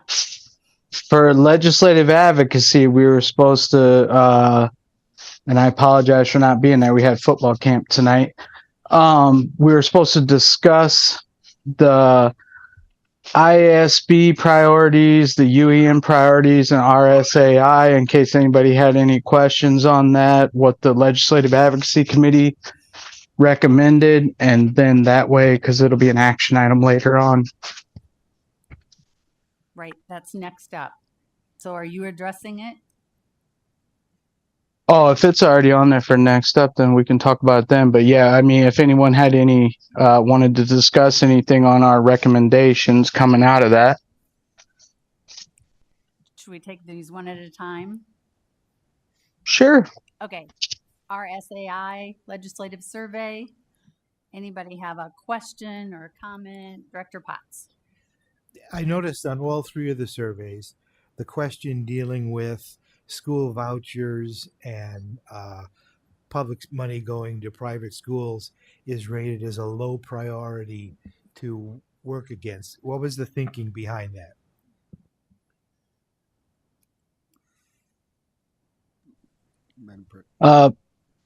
Go, Director Barnes or Director Poston can chime in on that. Okay, well, our thought was that this was pretty much a done deal, and there's nothing that we really can fight on this anymore. So that was our thought. It was just that you don't see there's going to be any opportunity to this come up in the next session. We don't. Okay. All right. I'm just curious. That's all. Director Barnes. I think the thinking was that the horses are out of that barn. That it's not a place to spend a lot of time right now, given the tenor of the legislature right now. That we've got to come to terms with. That's the current state that we face. Director Beck. I guess I would argue that, yes, I understand about, for example, the education savings accounts / vouchers, but there are still places I feel like we can advocate against public money going to private schools. There are things that have been mentioned. Now, whether they're on the docket for this year or not, I'm not sure, but you know, expansion of these opportunities or these programs is a possibility, and I would want to advocate against expanding them any further personally. But I understand what you mean by being a low priority. You know, I don't want to say we don't care about it, because we do, if that makes sense. Madam President, can I answer that? Sure. The rationale with that is we could have the conversations with our local legislators, but it's kind of a moot point, and we wanted to, when we go up to the Capitol and advocate, to be able to have foot in to be able to talk to legislators rather than turn them off right out of the gate. We just figured we would focus locally with our local legislators that we are always constantly in contact with on that stuff. I have a question about the adequate school resources, state supplemental assistance. Does that include the funding equity, the formula? Because we haven't received our $5 extra a year in the last 2 years. So are they going to give us 15 next year? Are we even going to address it? Seems like we've kind of just been left behind again.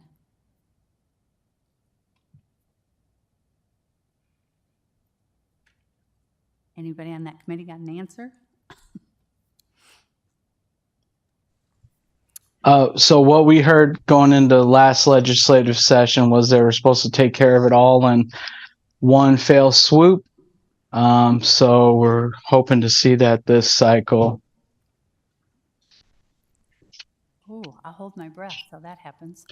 The Don't other- do that. The other thing is quality preschool. Is that including pushing for an all-day preschool funding for 4-year-olds at least? Yes, we always advocate for that. Okay, because it doesn't list the all-day thing on there. And then I have one other question, and I meant to go back and look at what they had sent out to us. Sharing incentives and efficiencies. Could you explain what that involves? 11, sorry, number 11. Vice President. Yes, sorry. So part of the thought there is with sharing incentives, and again, this is maybe more towards smaller school districts, but to make use of like sharing superintendents and other Combining sports. yes, and Okay, it's a high priority though, but we're a big district. We aren't going to do any of this, so why are we making this a high priority? I mean, I could understand that with the small districts, but we aren't, and we're not sharing. And I think that the discussion really was revolving the parts of our district which are rural and need that type of advocacy rather than the larger urban parts of the district.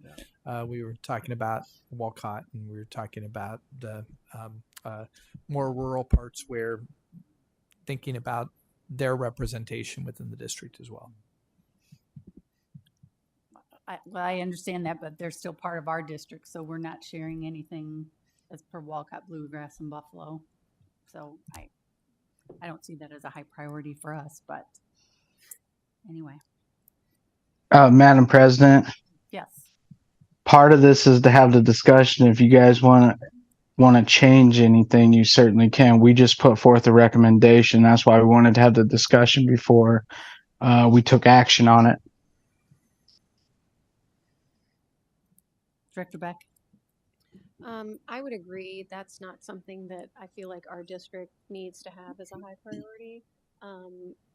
I would mark that as low for us. I do have a question about, I kind of looked at all of them together.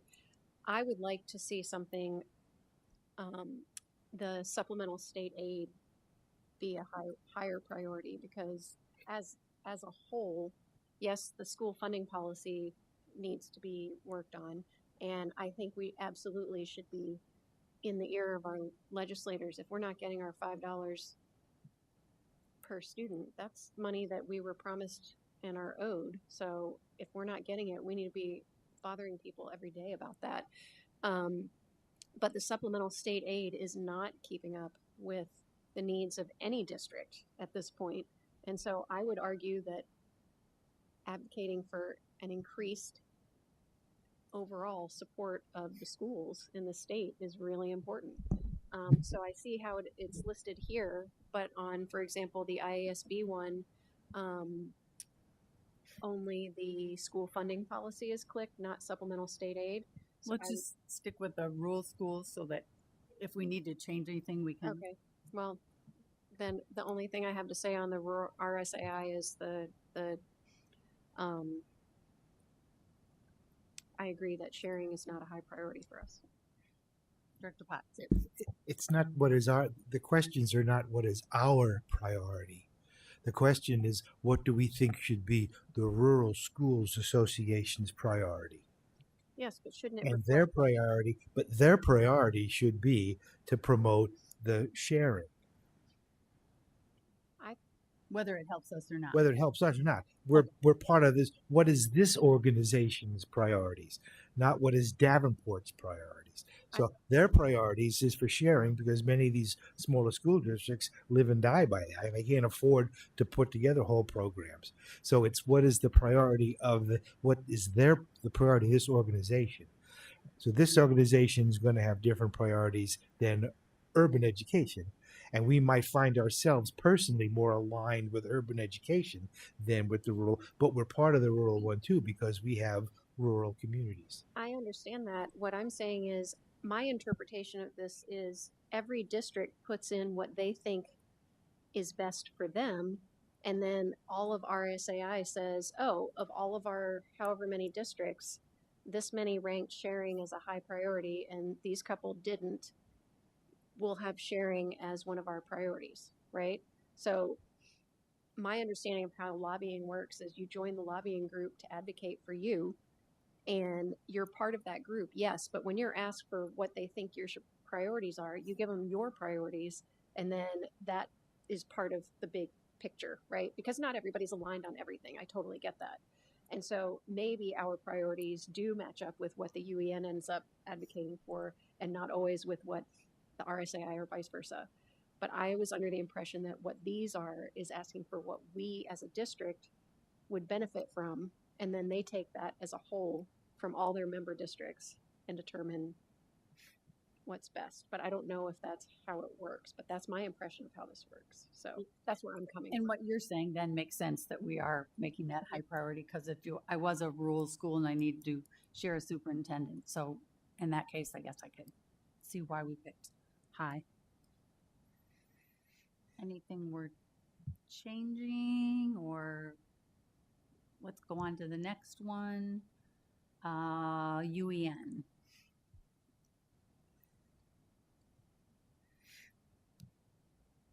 Any comments, questions? Just, I would like a big old exclamation point on the number 6 because closing that gap, I think, is a big deal for us.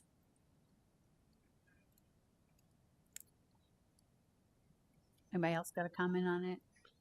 Director, Director Bodkin. Just one thing. I mean, keep in mind now. I mean, we're marking what our priorities are, but what the important thing is going to be after a while is being up in Des Moines and lobbying with the legislators, and that's where you're going to get some bang for your buck that way. Director Gosa.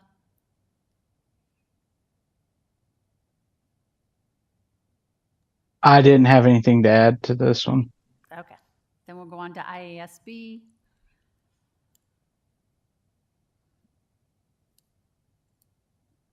Director Beck. My only one suggestion is that for item 10, where there's a couple options there that we can check, I would check supplemental state aid as well as school funding policy, because I think those are both important.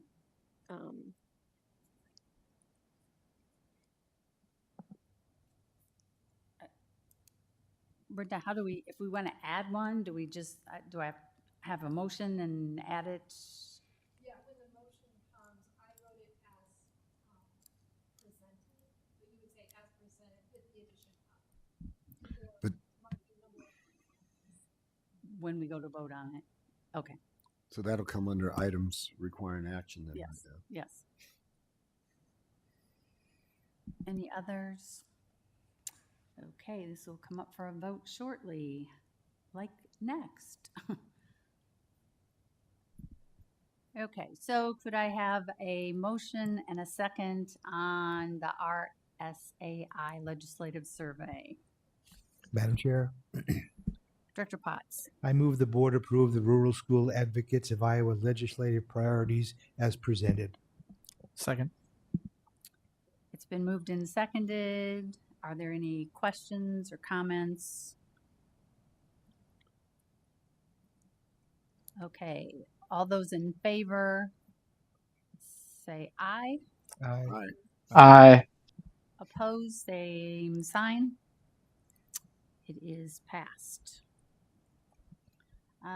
Next up, 9.02. May I have a motion and a second on the IASB legislative survey? Madam Chair, Director Potts. I move the board approve the Iowa Association of School Board Legislative's priorities as presented. Second. It has been moved and seconded. Are there any comments? Director Beck. I would like to make an amendment that we also check supplemental state aid under item 10. I move to make an amendment. Second. It's been moved and seconded. Do I have to vote on this, Brendan? Okay. Got it. So first, are there any questions or comments? I'm not real good at Robert's rules, obviously. We're going to vote on the amendment to add supplemental state aid to item number 10. All those in favor say aye. Aye. Aye. Those opposed, motion carried. We will now vote on the original amendments as amended by adding the supplemental state aid. That didn't sound right to me. Any questions about this? All those in favor say aye.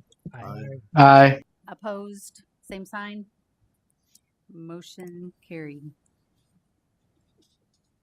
Yeah, this is all good, huh? Okay, and finally, Madam Chairwoman, Director Poston. I move the board approve the Urban Education Network legislative priorities as presented. Second. It has been moved and seconded. Is there any discussion? All in favor, say aye. Aye. Aye. Opposed, same sign. Motion carried. Okay.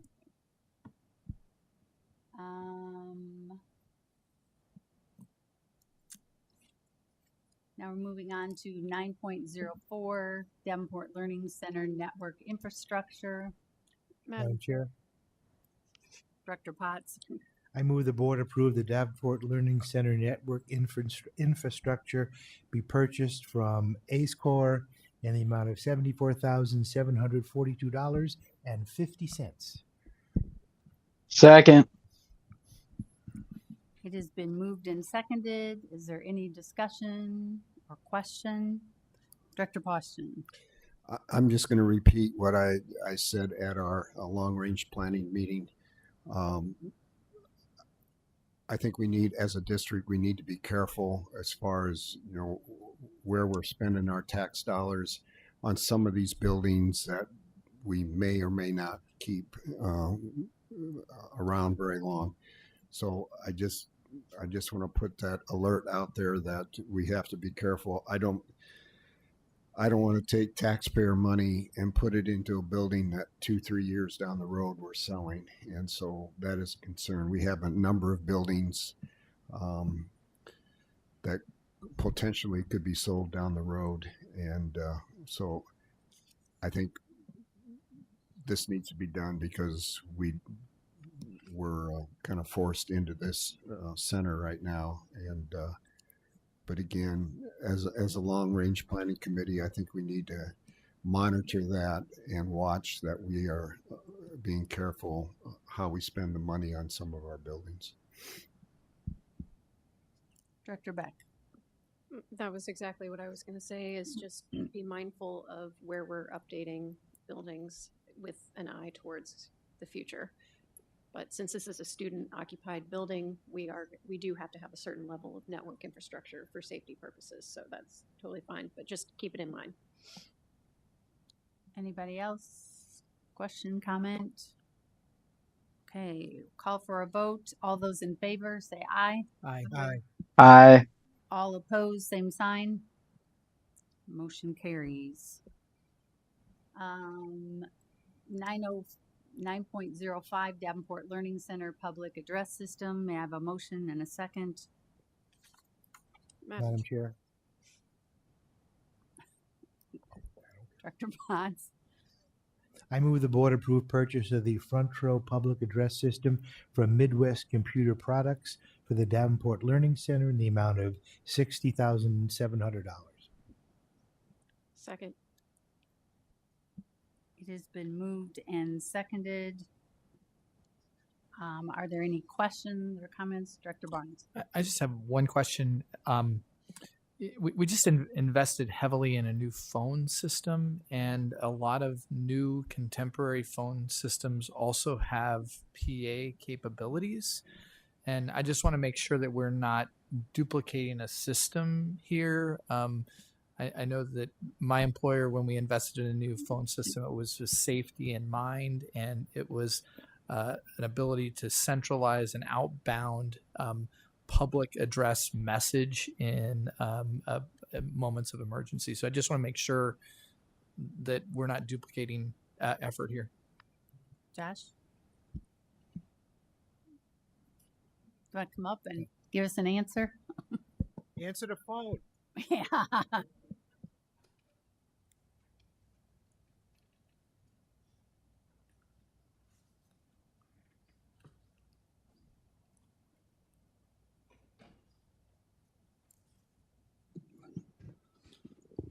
Yeah, you're right. I mean, the phone system itself does function that way.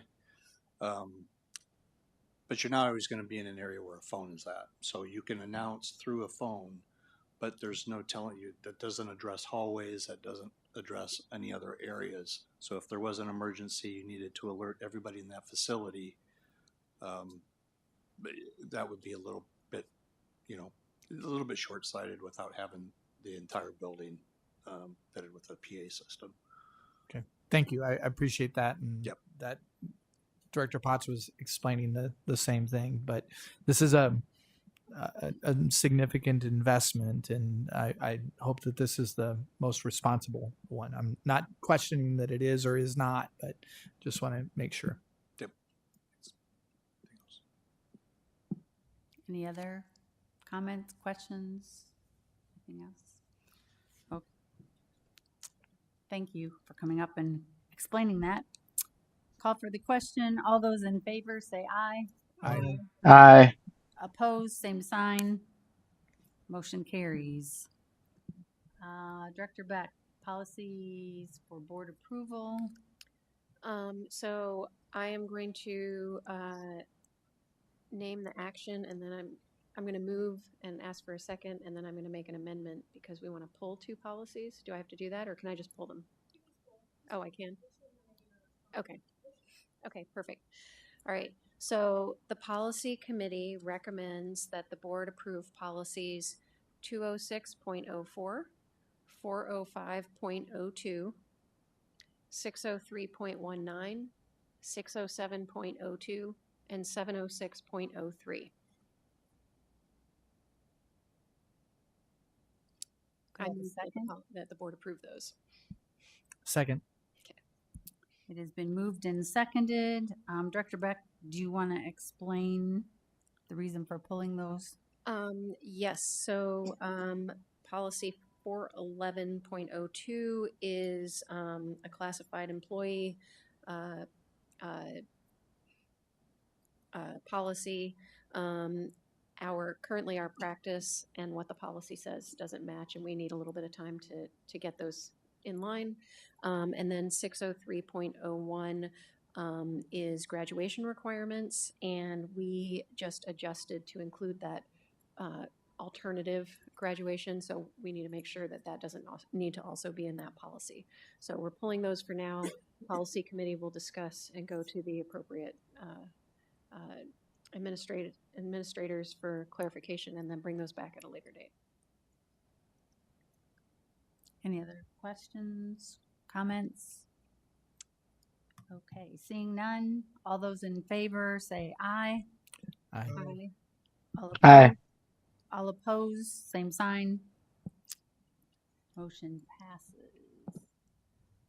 We have pulled 10.01.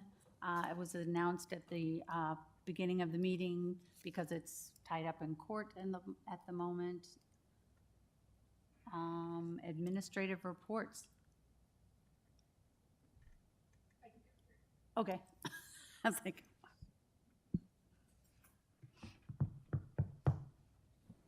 I just wanted to mention that IASB released their dates, and I will be doing your rooms. as early as I can on August 7th. So if anybody knows they're not going, let me know. The dates are on there.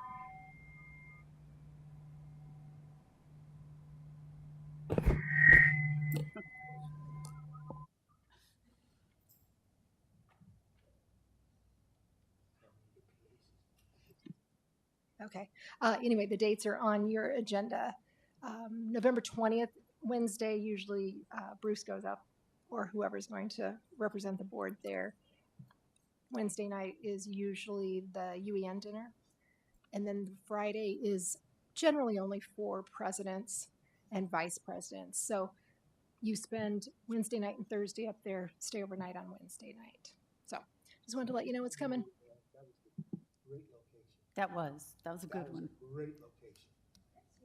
It was the best location you could possibly have found. You know you've jinxed me. I will try. We had breakfast each morning together. Yes, You could just walk. it was good. Okay, are there any board requests? Okay, then we'll go on to reflections. Director Beck, we'll start with you. Well, I think, let's see, it is, for me, it's really exciting to see what's happening with esports. I also really appreciate the fact that we are receiving data on a regular cycle.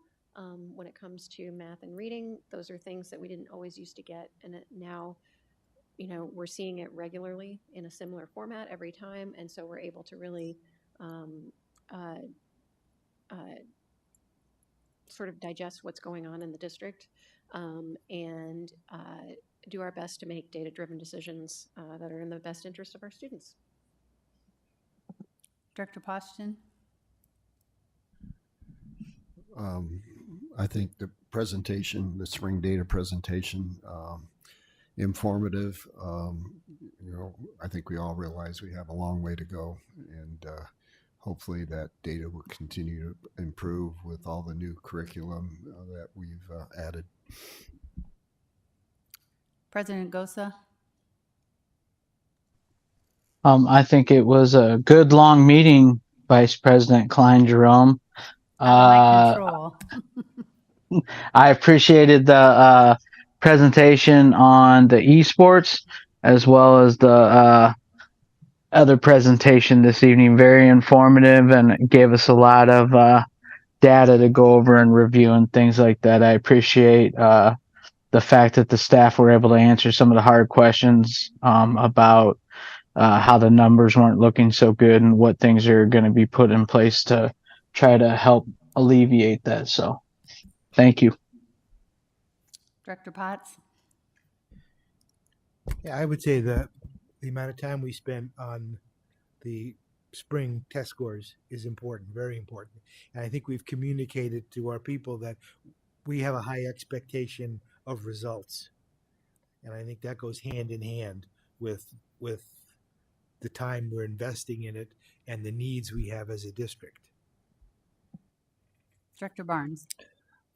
I too appreciated both presentations, esports and the spring data review. I think what I'll take away is we had 5 people seated up here who are focused on learning results in the district. I think that's really important. I think that demonstrates this board's commitment to results and the administration's commitment to results. And I hope everybody else appreciates how important that is. Now, we want to see better outcomes. I know all of us do, but I think that the resources that we're throwing at learning results and the people and their level of commitment cannot be questioned at this moment. I agree. Both presentations were good. It's not always the data we want to see, but I think it is important as board that we are seeing it. The public can see it if they are watching this. I think that's always important that we're transparent about it. Whether we like the results or not, this is what they are. So, having said that, I will take a motion to adjourn. So move. Second. It's been moved in second. All in favor, say aye. Aye. Opposed? Meeting adjourned.